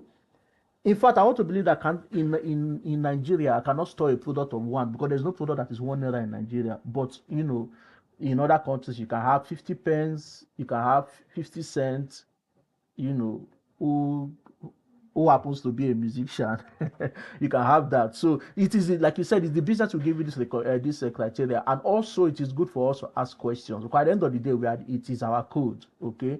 Because the QA will test all this and come back to us with feedback to say, no, you have to go back to development. So that's why we have to write this test, to ensure that we fix this before the QA. So let me test this now. Okay, let me test it. Say you put a data validation, a data annotation validation. Let me delete this name and see what happens. So to me, so you can see that the structure that is returned here is totally different from the structure that you are returning at this point. Where is it? The structure you are returning here. You are returning a tuple, and the tuple also comes with a message. But now, because of data annotation, this is what is returned. So you have already given your front-end engineer a difficult time to determine how the response data would come from the backend. I know data annotation is easy. I've used it over time, but since I moved my code from I started writing domain-driven design, I no longer use data annotation. Okay, I validate. So I'm part of the business, because domain-driven design makes you understand the business domain. Okay, and because you understand the business domain, you should no longer think like just a developer, but you also think as a product person, okay, a product engineer, where the business domain you understand. So it's not just data annotation at this point, except you can find a way to reformat the data annotation to return the error message, like let me bring this guy back and then put a breakpoint. I just don't want this thing to hit the save changes. Okay, let me put a breakpoint here and run this. Okay, except you want to write a code that will end up returning something like this back to the user. So you can see that this is different. You can see this is different. So how do you determine this change in the structure? If you can have a helper method that will look at your model validation and reformat the response to return it like this, then you can shoot for the sky. But I'm just saying that these validations, you need to take note of it and also write your test cases for it. Okay? Cool. So, and also for domain-driven design, like I said, this is not about domain-driven design, okay? But for domain-driven design, what I would have done is this will not be here, okay? Also, this will not be here. All this will be done within the domain. So yeah, you will have a constructor that will accept all these things, or you have a method called a create product method that will accept all these things and return and run the validations within it and return it back to the front end. Return it back if any validation fail. But like I said, this is not domain-driven design. This is about writing of unit tests. Okay, so if I have even moved this logic into this domain, okay, it would have returned this message back as long as the validation failed. So it's based on the message you are returning that will determine what your test is. So I want to believe I've answered your question, Oduma or Joma. Okay, so now let's go ahead, okay, to say, because we've learned our lessons here, let's go ahead and also let me just make this one a single line. Okay, so let's go ahead and validate for the rest. So this would then be if string dot is null. Oh god, I love Visual Studio. Name, you can say name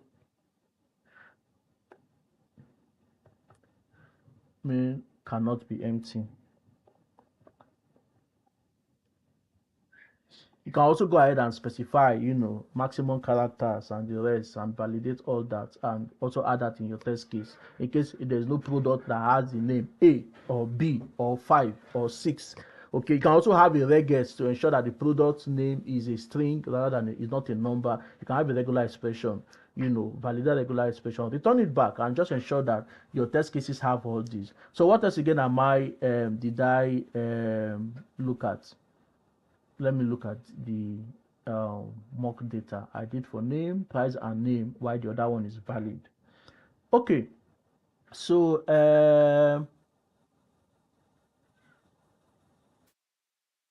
I can also test a mock data for negative price, where the negative price is minus something, but we know that this is going to take care of it. Okay, but we can go ahead and write that test case, because your QA, if you have the kind of crazy QA that I have, you know that his job is to break your code. So you will go ahead and write a test case that takes care of that. So I will actually go ahead and write a test case that will take care of that. Okay, like I said, now the good news is that I've created the structure, so every other thing is copy and paste. So I can call this one it's invalid now. I can call this 0 price and call this negative price.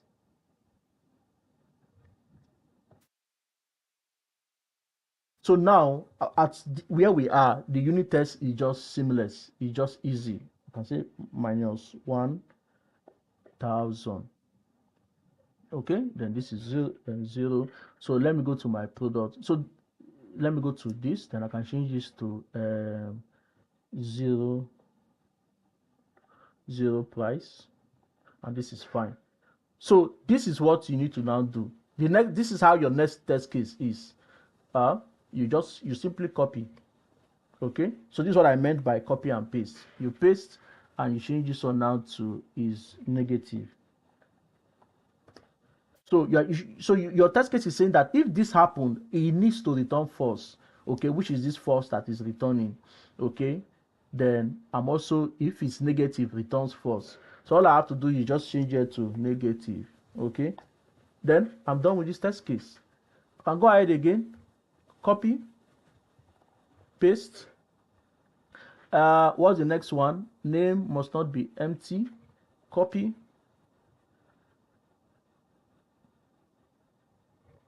paste.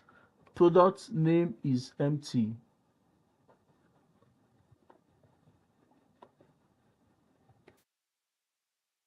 Then what else again? The invalid name, copy it, paste it, and this unit test is done. What else again? Okay, the last case now is the valid one. So let's then copy this one again, paste, and say product creation failed. So in this case now, I will put a valid product where everything seems to be fine. Yeah, but we got the could not create product name. So because this name is dynamic, I can make it work. I can make it dynamic on my test case. But there's this thing about test cases where if you have a dynamic error message, you may want to use contains, okay, rather than the exact, rather than equal to. So I'll change to this, that this dot contains. Do I have contains here? Rather than this dot message dot contains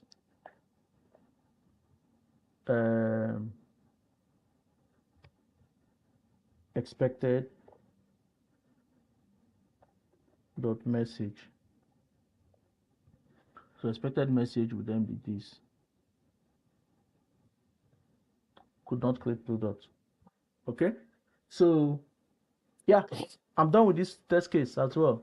Then you then go ahead and write the success test case. Okay, product creation is successful.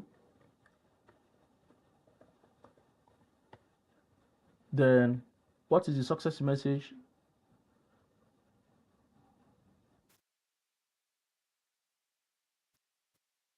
Product created.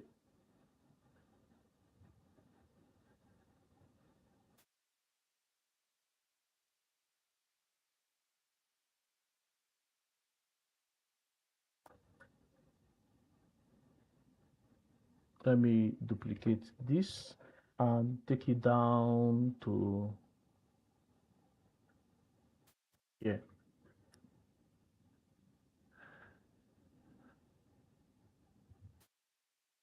Okay, product created, and this in this case should be true. Then this will be true, this will be product created, then this will not be null.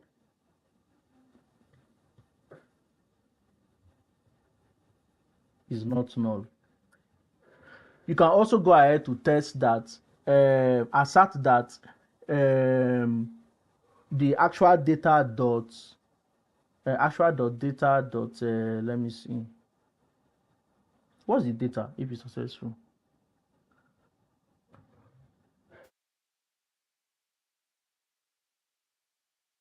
Oh, this is an object, and this is a object. Okay, and that's fine. Just in this case, since it's an object, we just be sure that the object is not null. Okay. So Visual Studio is also telling me that rather than your code running each of the assert as a single line, it can run 3 of them asynchronously with using this assert.multiple. So it runs 3 of them as a single line and it returns whether it is successful or it fails. But I just prefer, my stuff, my mind, writing my assertion like this. So let's look at this. You can see it the setup was the big deal, but we were able to write all unit tests. Look at, we created 4 unit tests, you get me, in less than 2 minutes. 4 unit tests in less than 2 minutes. If I within a minute we created the remaining unit tests, it was just the first one, or it was just basically the setup that was the challenge. So, but note, this last unit test is going to fail. So let me go ahead and run this, and I explain the reason why the unit test will fail. Okay, I'm seeing we have 2 failure. So this should return true, not return false. So, but that is not my concern for now. Okay, I wonder why this name is failing. So why is the name failing? You say name cannot be empty, and what is the problem? Name cannot be empty, but whereas it's complaining that the price must be a possible. So it means that this test data, the price is empty. So you need to be sure that this price is not empty, because it means that our test mode data is wrong. So let's go ahead and run it again. You'll see that this is fine. So this is failing because of the setup we set up here. Sorry, the product setup, this mock here, because we are only testing for failure. We are not only mocking the repository for failure. We've not mocked it for success. So I will copy this. Okay, while all test cases are tested for failure, only this one will test for success. So I will then put it inside here. So test for its own unique scenario and success. Yeah.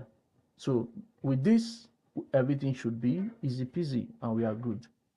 So this is it, how to write your test cases as easy as possible. So you will now wonder that, why don't I just copy the old, this stuff that Samuel shows to bring here? All this is just too much work. Why didn't he just bring everything up here to the setup and we are good? And rather than taking us through a bloody route. So the benefit of moving it to a base setup is because, okay, I've written unit tests for add product. Now I want to write, so you can see my add product is happy that, hey, I have 5 tests passing. You know, I love it when I see this in Visual Studio in my code. It shows that, yes, I'm not just a code engineer, I'm also a good engineer. Okay, so you can see that I have another method which is also within the add products, within the product service. So I will write this method simply by using copy and paste. Okay, I won't have to bother about what I did for the previous. So how do I do that? Let me do this. Okay, so you can see, if there's any of you that want to set your timer, please go ahead and do that. So this is my add product test. I will copy it. Okay, then I will paste it using Control V on a Windows machine, and I will check what's the name of the test I want to write. Get products. I'll copy get products, come here. Okay, then I say get product tests. Okay, enter. Sorry, there's invalid character there. Get product tests, enter, and I'm here in the get products. I'll shrink this. I'll change this to get product tests. Okay, we are good. You can see it's inheriting from the same, also inheriting from here. Then I'm only interested in 1 failure and 1 success, so I'll take off the rest to 1 failure and 1 success. Although in this case, this method has only 1 return statement, but I'll work on it to have 1 failure and 1 success. Okay, so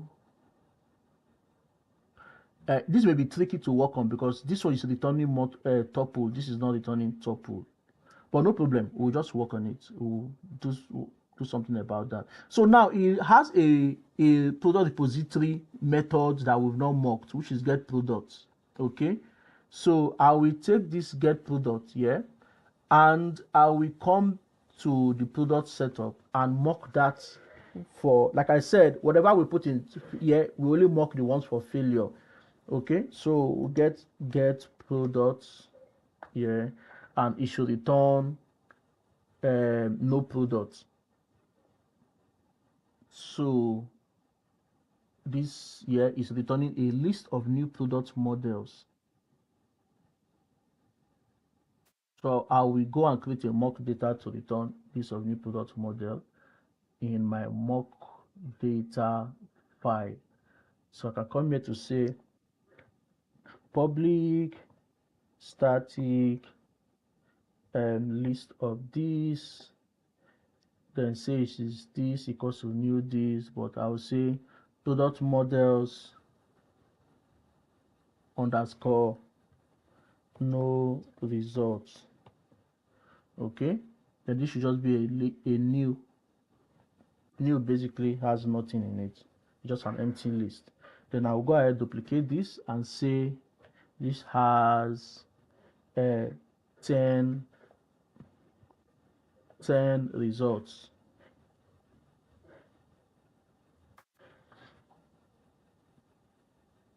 So I can't just say a new year. Let me do this like this. I can't just say a new year. This I will have to make this a method like this to say yada yada yada.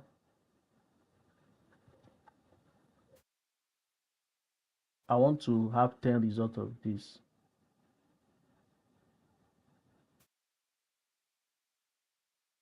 Okay, for each, or no, just say per result equals to this.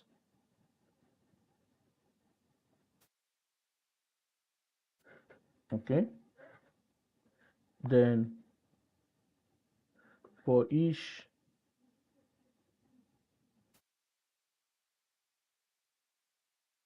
I think the 4 is just better. For I equals to blah blah blah, but in this case it should be when it's less than 10. Okay, then this should happen. Then what should happen? It should just be I should return result here.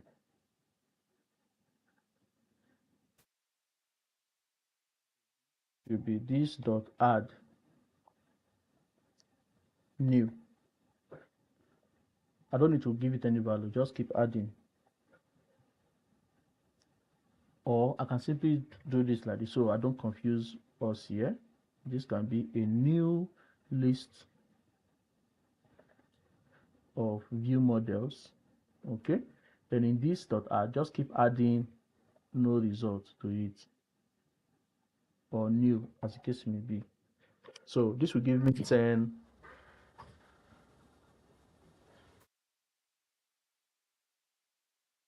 Okay, go ahead and give me new. So this will give me 10 uh 10 list of new products. That is what this will give to me.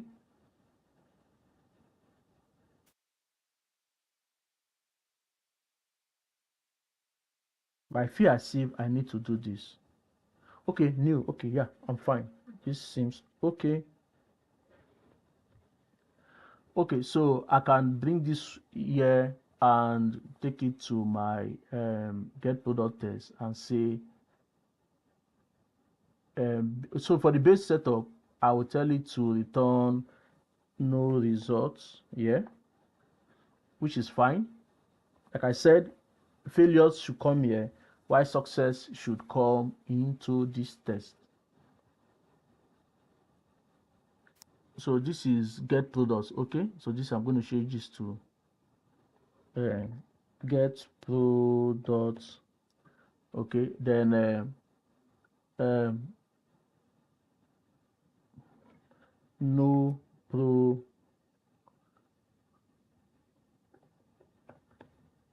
no product found. So normally the code should have been, I just don't want to mess up the code. The code should have been that when you go to database and it does not say any product, you get me, you should then return the way this was designed. You then return status of false, message with no product found, and data will be null. That's what I would have preferred to return here rather than just return the list whether it is empty or not.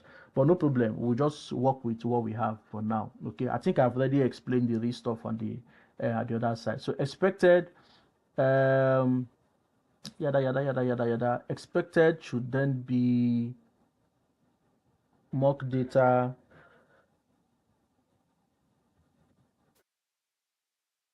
or expected should just be new. No, let me just say mock data. Whew. Okay, expected should be, let me just say 0. Okay, let me just use something simple.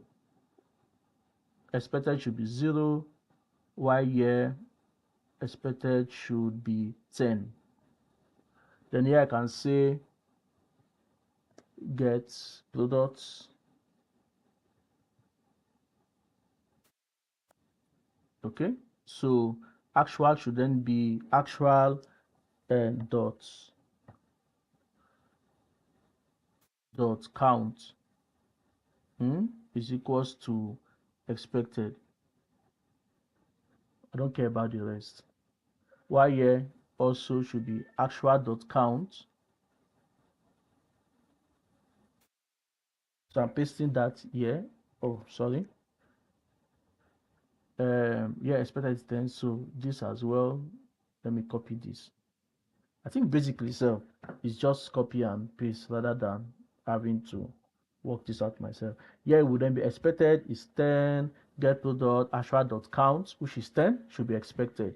And this should be expected if this unique product setup, okay, is taken to this point and say this should be 10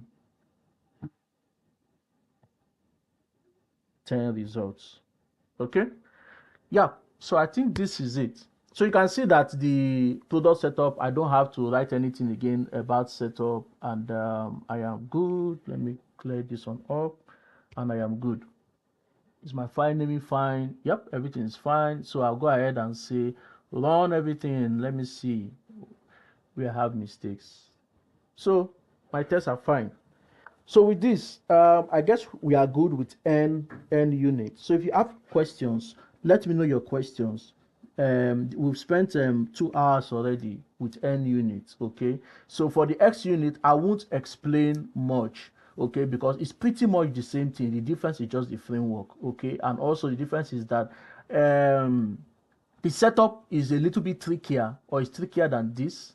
Okay, as well as um, rather than using mock, okay, rather than using mock, I will be using fake it easy. So that's just the difference between that's the difference between the within the xUnit and NUnit. So that does not mean you cannot use mock for xUnit. It's just that since I know all this stuff, I just thought I should give you options for you to choose. But basically NUnit seems great. So that is it for NUnit. Okay, that's it for NUnit. So because of time, I won't be testing for store. So I will push this code to GitHub, and I will let you go create a new project. Okay, you can call it unit. You can call it app core services your name dot unit test.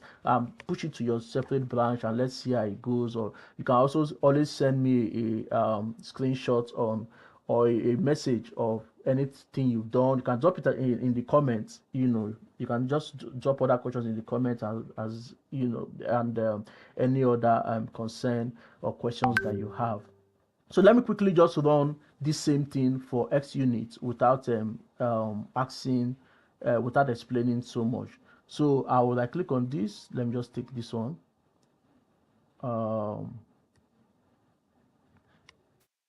Yes, I'll be dropping it in GitHub. I'll drop it in GitHub, and I already have it in a repo, so I'll share the repo link with you. I'll drop it as part of the comment. Okay, I'll drop it in the comment section. Okay, so I know we spent a lot of time, so I'm going to make this snappy. So I'm creating a new project, xUnit. I think I already have this here. Then this will be core.services dot unit tests. So because it's xUnit, let me just add at the beginning of it unit test, or let me say unit tests. Let me say I'm just unit x, or let me just say xUnit test. Okay, but I hope this is not going to cause any problem. Or let me say unit test 2. Okay,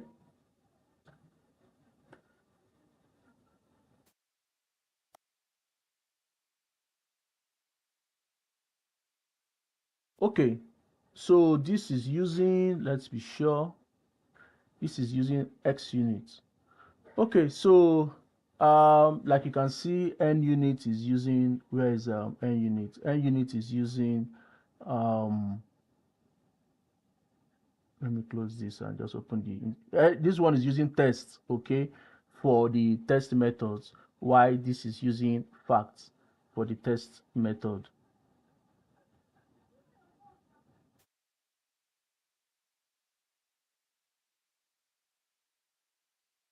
This is using facts for the test method.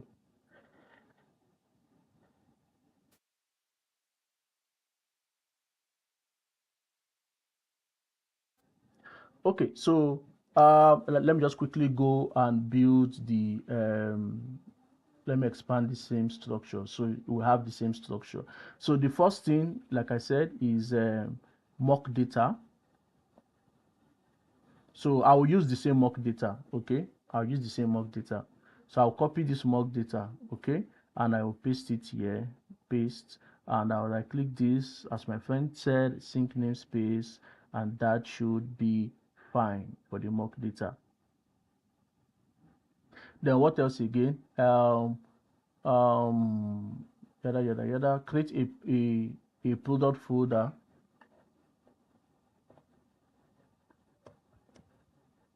Create a product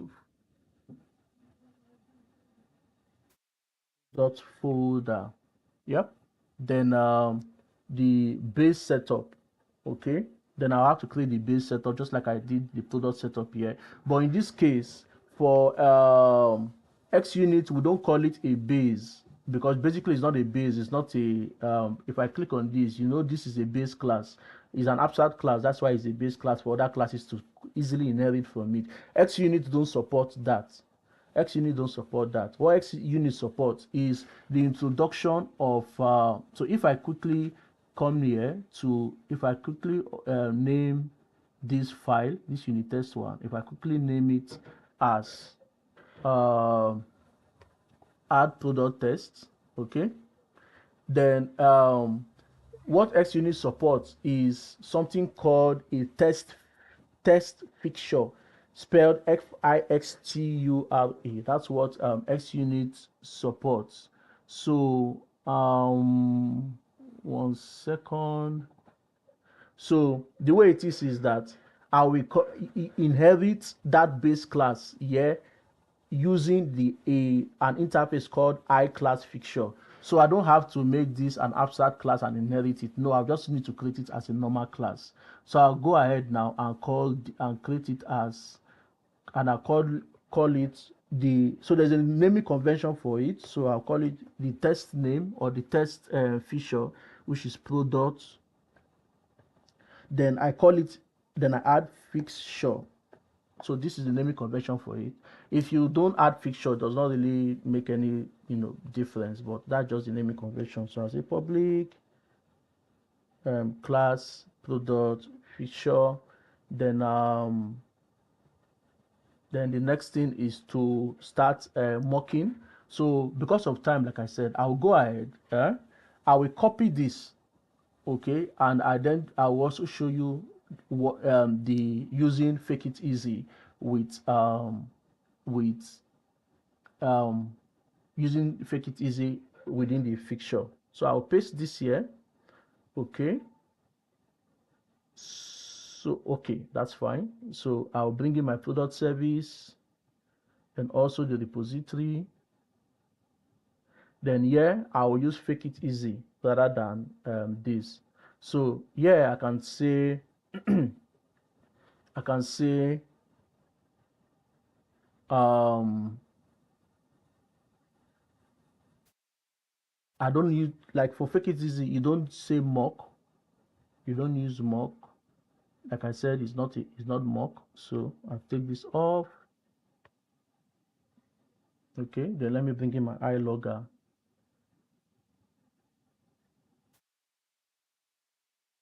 Let me see what namespace does the iLogger come with. Extension.login. Okay.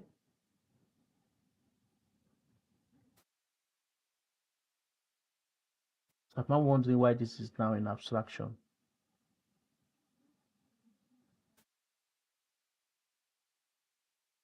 You're supposed to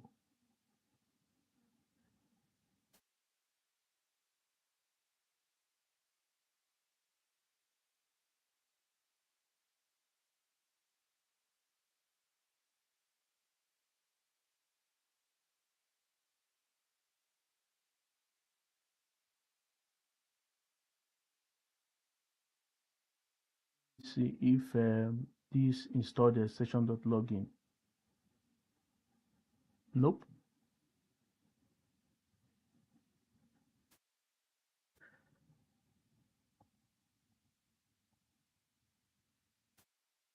So I'll just go ahead and add it and see if it works.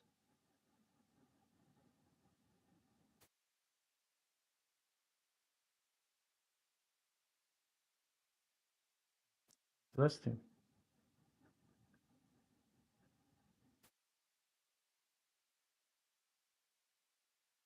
Okay, so if I add install this, I think this should take care of it. Yeah.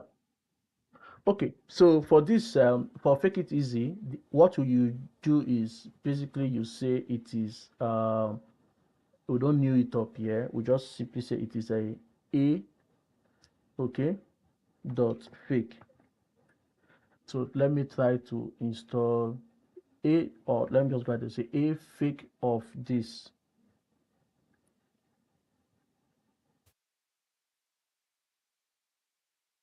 I'll close this and close this for now so that we have enough breathing space.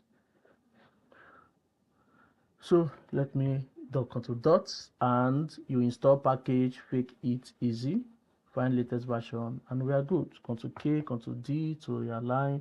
Then I go back to copy the fake it, copy this here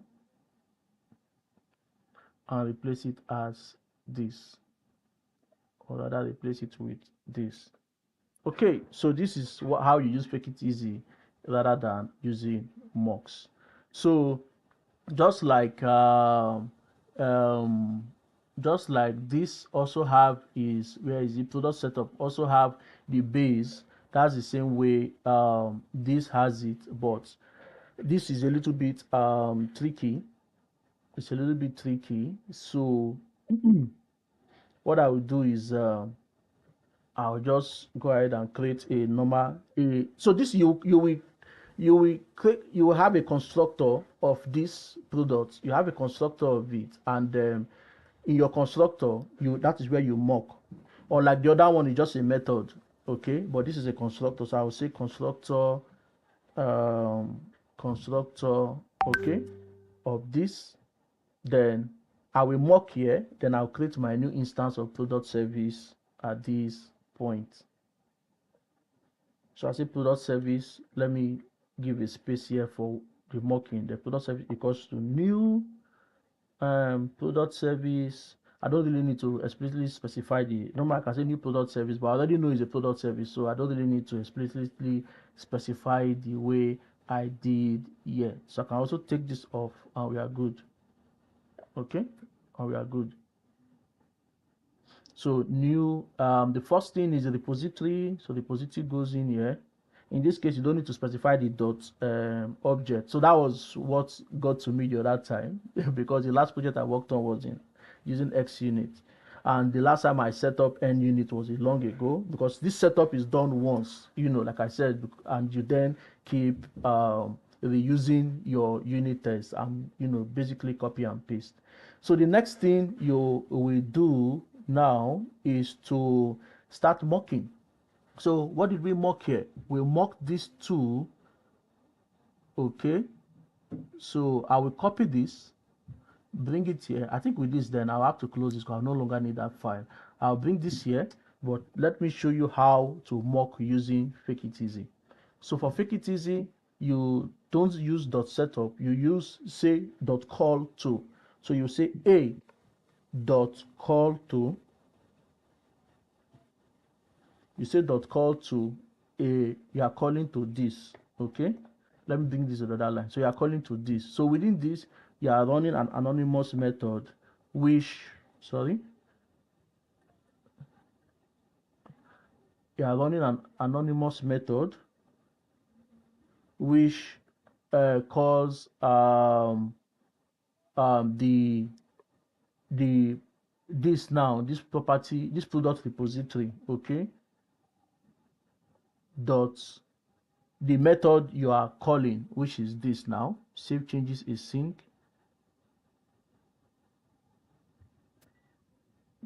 save changes async, okay. And what do you want the save changes async to return? Okay, so you then say dot return whatever you want it to return. In this first one, we are returning a add product fail at this point,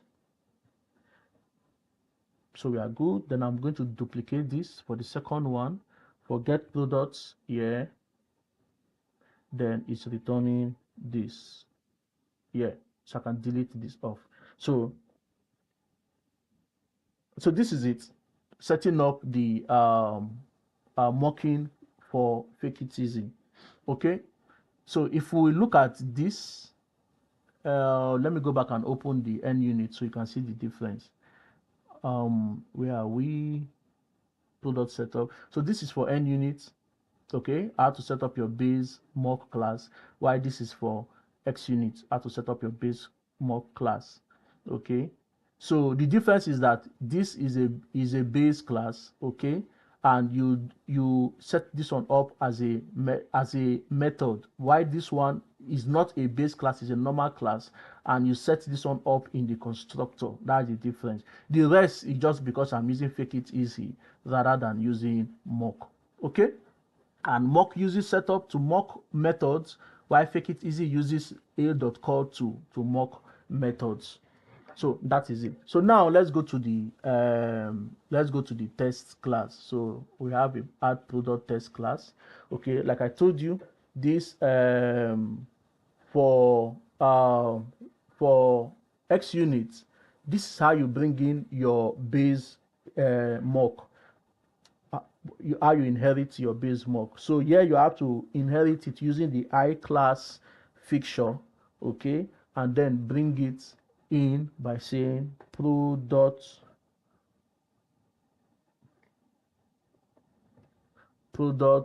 fixture. Yeah, so this is how you bring it in.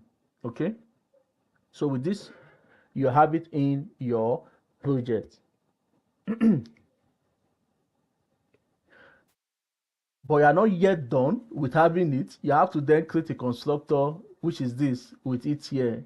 Okay, but I won't use the auto stuff. Let me manually write that so that you see how it works.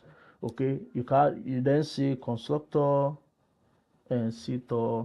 Okay, then you then bring in, so you then bring in what you want to use from here. Okay, that is what you bring in here. So you can go ahead and bring in many mocks, but to me, I'm only interested in okay, no, sorry, just bring in the whole of it, which is this is like the whole of it. Okay, so bring in the class, the whole of this class itself there, to say this property fixture, product fixture, then control dot and set it and assign it as a field. Control dot, enter, and we are good. You can also make it a one-liner by using expression body for it. Yeah, so I brought it in. Then let me start copying and pasting methods. So this is our add product test. I'll come here, copy all of this. So note, we don't have to do this, as in this is what we've done here. Okay, so let me bring this to close to each other. So this is the same as this constructor. Okay, I'm bringing this on here. Okay, so I'll go ahead and copy this test here. Copy, paste. Note the other one uses test, while this uses fact. Okay, so and xUnit does not use it as use assert that. Okay, it use assert equal. it says equal, okay, and does not use the is dot equal to, just say that aside that so let's see the overload, aside that the expected is equal to the actual, okay, unlike this other one is aside that the actual is the expected. So we say aside that expected is actual dot status.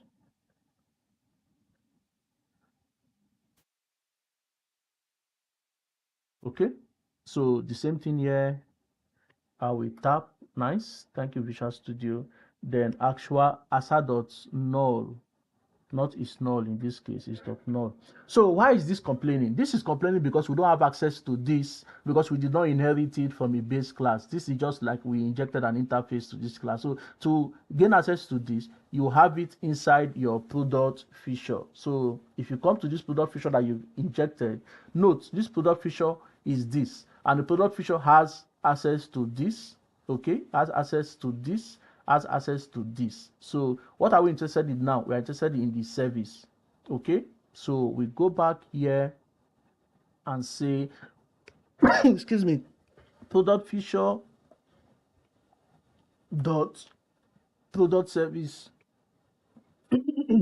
product feature dot product service. Let me be sure that I have that there. Okay, this is protected, so I have to make it public.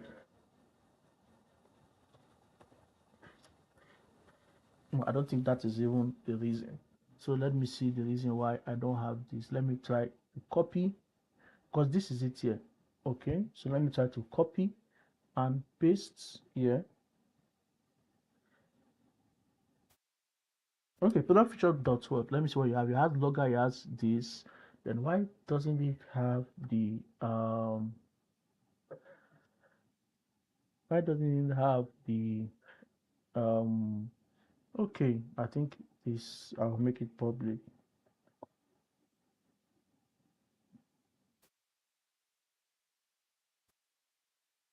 Okay, yeah, that is it.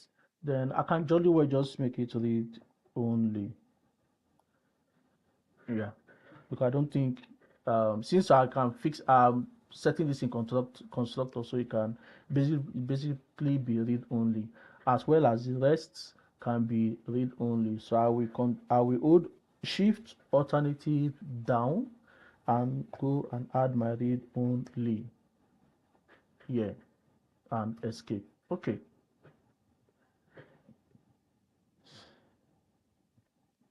Okay, so this is it.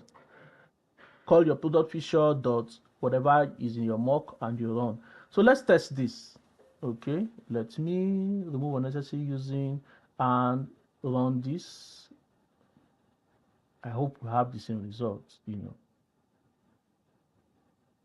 Yep. So you can see our test case is passing. I can go ahead now and copy the rest. Okay. I can copy the rest of it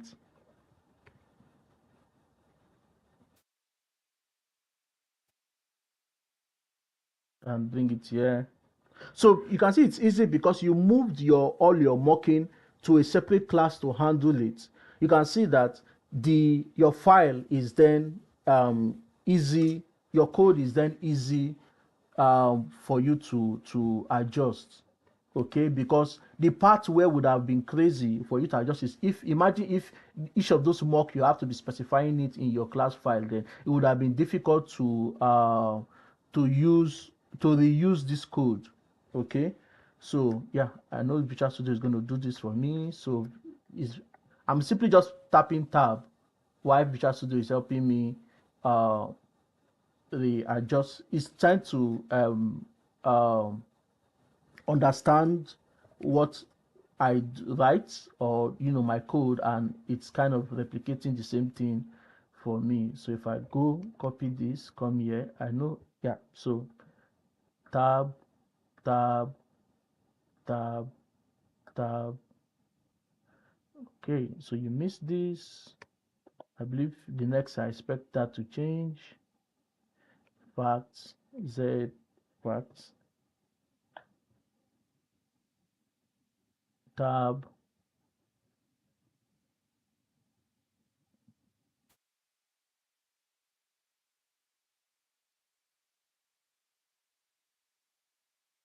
I can simply copy this since it's the same. Paste.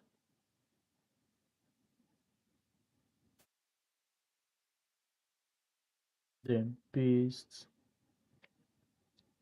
Then this is not null. So I will say not. Do we have not null? Yep, not null. Okay, so um facts, facts, then yep. So we don't have access to product repository because product repository is within product fixture. So this should take care of this. And here we no longer mock. We no longer use mock rather. So we don't no longer set up. So what we use is ale.call to product repository dot what is that dot save changes. So I'll simply copy this here and paste it here. Okay, and calling inside the feature. Okay, while I change this to success. So this is it. So I can go back here to my test explorer. Okay, I have all these. Then I run, and okay. So this is complaining, and what is your concern? Return false. New product is not valid. Then what is it returning? It's returning true. So this is one of the challenge. Let me see, expected. So this is one of the challenge I have with xUnit. So let me tell you what I believe is happening. What I believe is happening is that if I go here and run this independently, I believe this would work.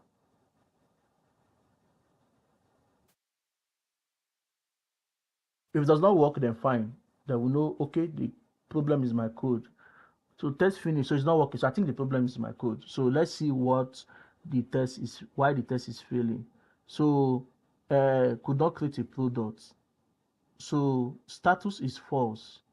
So I just need to debug why this is happening. So let me debug. It's saying expected did not create. Okay, because I'm using equal. Okay, sorry about that. So I have to change it from equal to contains. Yeah, assert.contains. Yes, this is it. So let me go back and run it all. Oh, come on. Contains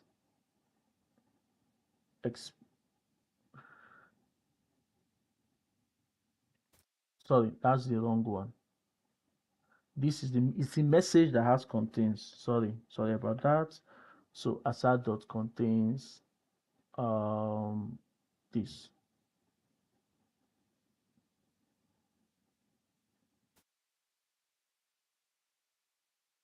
Come on.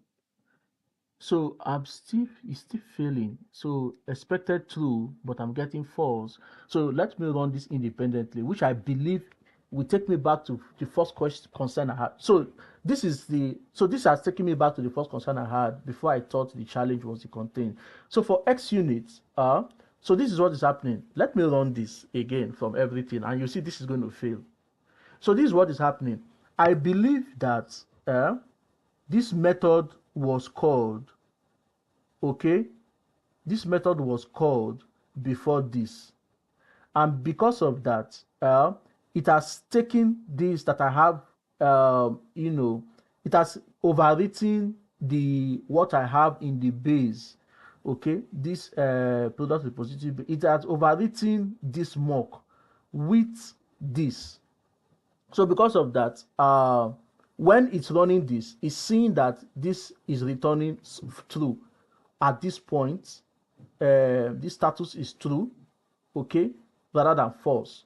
Because note, I mocked, this is, okay, new product valid model. So I mocked this to return, this here to return false for everything, then true for this. But for some reason, I think it's running simultaneously. So this has already overwritten the product repository save changes they seek, and it's already returning true at this point before I run this method. So that's why this method is seeing false. But if I run it independently and I'm not running it with the rest, then it sees only the what is there. So this is one of the challenges I've had with xUnit. I've had this challenge with NUnit, and I fixed that by I think there was a way I was in NUnit you can specify the order in which you want your test to run. You can specify the order in which you want your test to run. But in xUnit, I'm not sure how to do that in xUnit. So the only choice I'm left with for now, until I figure out how to do that, how to specify which should run before what should run before which. Before that, the only thing, what the choice I'm left with is to go ahead and manually copy this.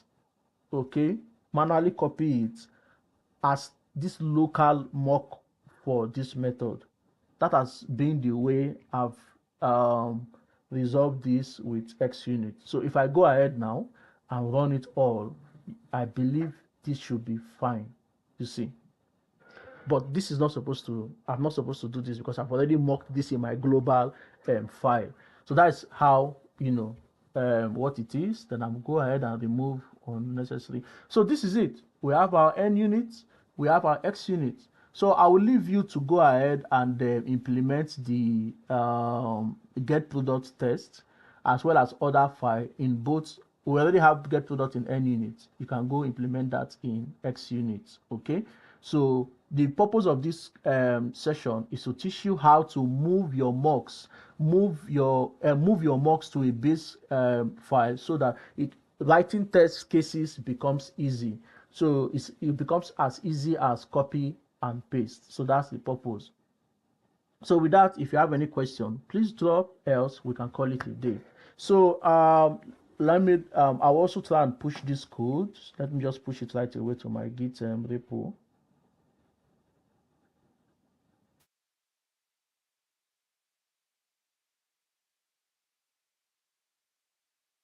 Before I push, I'll also go ahead and clean up this code.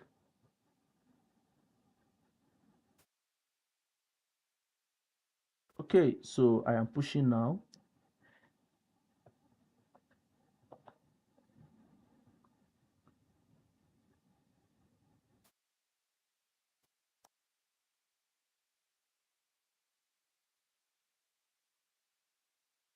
I have all this here, so I can simply say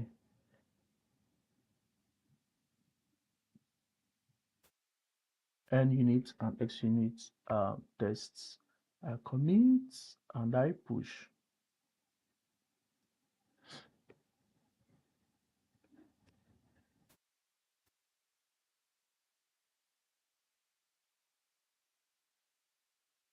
Okay, so I think it's pushed, so I'll get the let me get the git URL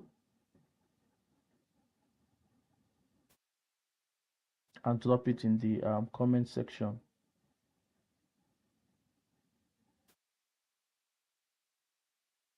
So just give me a minute to do that.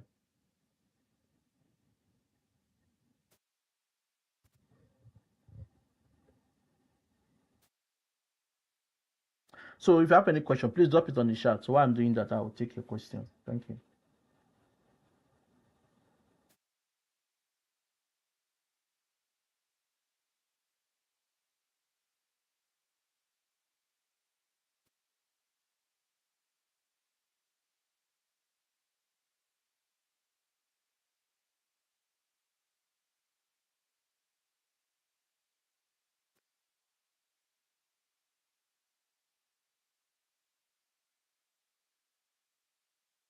Okay, so this is the git URL.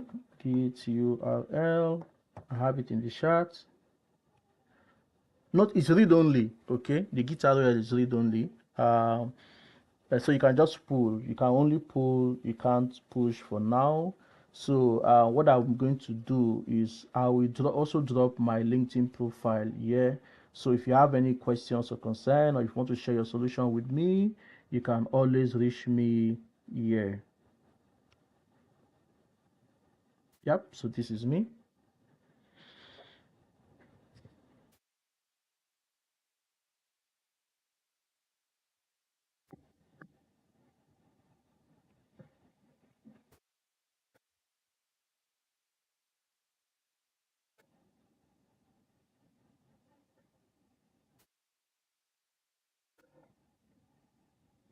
Alrighty then. All right, so that is how you write unit test with NUnit as well as xUnit.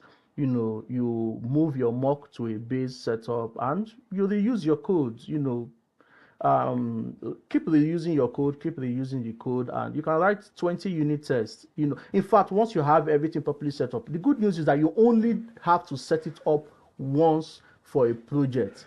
Okay, you have to set it up, your base setup, once for a project. So once you have that set up very well, your mock data set up very well, then you can write 20 unit case tests or 20 unit test cases in 10 minutes. I'm saying 10 minutes because I'm just saying, okay, well, maybe if you have to add, you've added a new interface and you need to update. So the good news about this now is that if you add a new interface and you need to update the interface, all you need do is all you need do is let me bring myself to be a little bit clear. Okay, all you need do is to go back to the base setup, okay, and just simply mock the new interface and add it to this your new statement, and you are just fine. Okay, unlike if you don't move this to a separate file, this is what you find yourself doing everywhere you have mocked. You have to then look at that new statement. You have to start, you know, or for all the files you've done that, or everywhere you've done that, you have to start adding that new interface to it. But in with this way it is done, just take it to a generic location. This is it for NUnit, as well as where is my fixture. Why, this is where you do that for xUnit, and you are good. So that is it. So with this, thank you very much. I'm not sure I really introduced myself to everyone, and for those who joining late, my name is Samuel Iyomere, and I have about I think 12 plus years experience in software engineering, and C# is my primary language. You know, I prefer the backend more to front end, while React is my secondary language. So you can also do something. NUnit and xUnit is also available in Java. So if you know this, automatically you know how to implement the same thing in Java, okay, with some minor differences. And also with the idea of what has been done here, you can also write your unit test like this in Node.js, because I've used this same ideology to write unit tests in Node.js as well. Okay, so and yeah, so I have 12 plus years experience in software engineering. I also have 6 plus years experience in leading a team, as well as mentoring junior engineers. Then I love, you know, I'm not really a content developer, but I love teaching. So, and this is, I think this is my first time I'm actually having this year live, and it is because I have mixed people all around the world. That's the reason why I had to push this through YouTube. And I think moving forward, this is the channel I will keep on using. So nice to have you guys here, and I can see that the questions has, I can't really say much questions. Yeah, it made me feel like I did a great job, or maybe I don't know if I lost you guys somewhere along the line, but pretty much so far so good. I think basically this is what you need to write your unit test to test your application. But like I said, if you have further questions, that's my LinkedIn profile. Feel free to shoot me on LinkedIn, and I'll be willing to respond. So feel free to send me a connection request. I will accept. Send me a message. Any concern you have regarding this, what we discussed, you can ask. You can also drop that in on the comments, and as soon as I get notified by this, I will also respond to that question. Okay, so then if your question is, you know, quite a little bit different from what we have here, then maybe I can set up another session like this to explain that, you know, to go into details. Or maybe some of you may want to look at, oh, okay, we know understand unit tests, how do we write integration tests to test all this part. We don't want to mock anything, we just want to know how the application works. Maybe sometime in the future, in the nearest future, we can have another session like this for integration tests. Okay, so I think yep, that is it.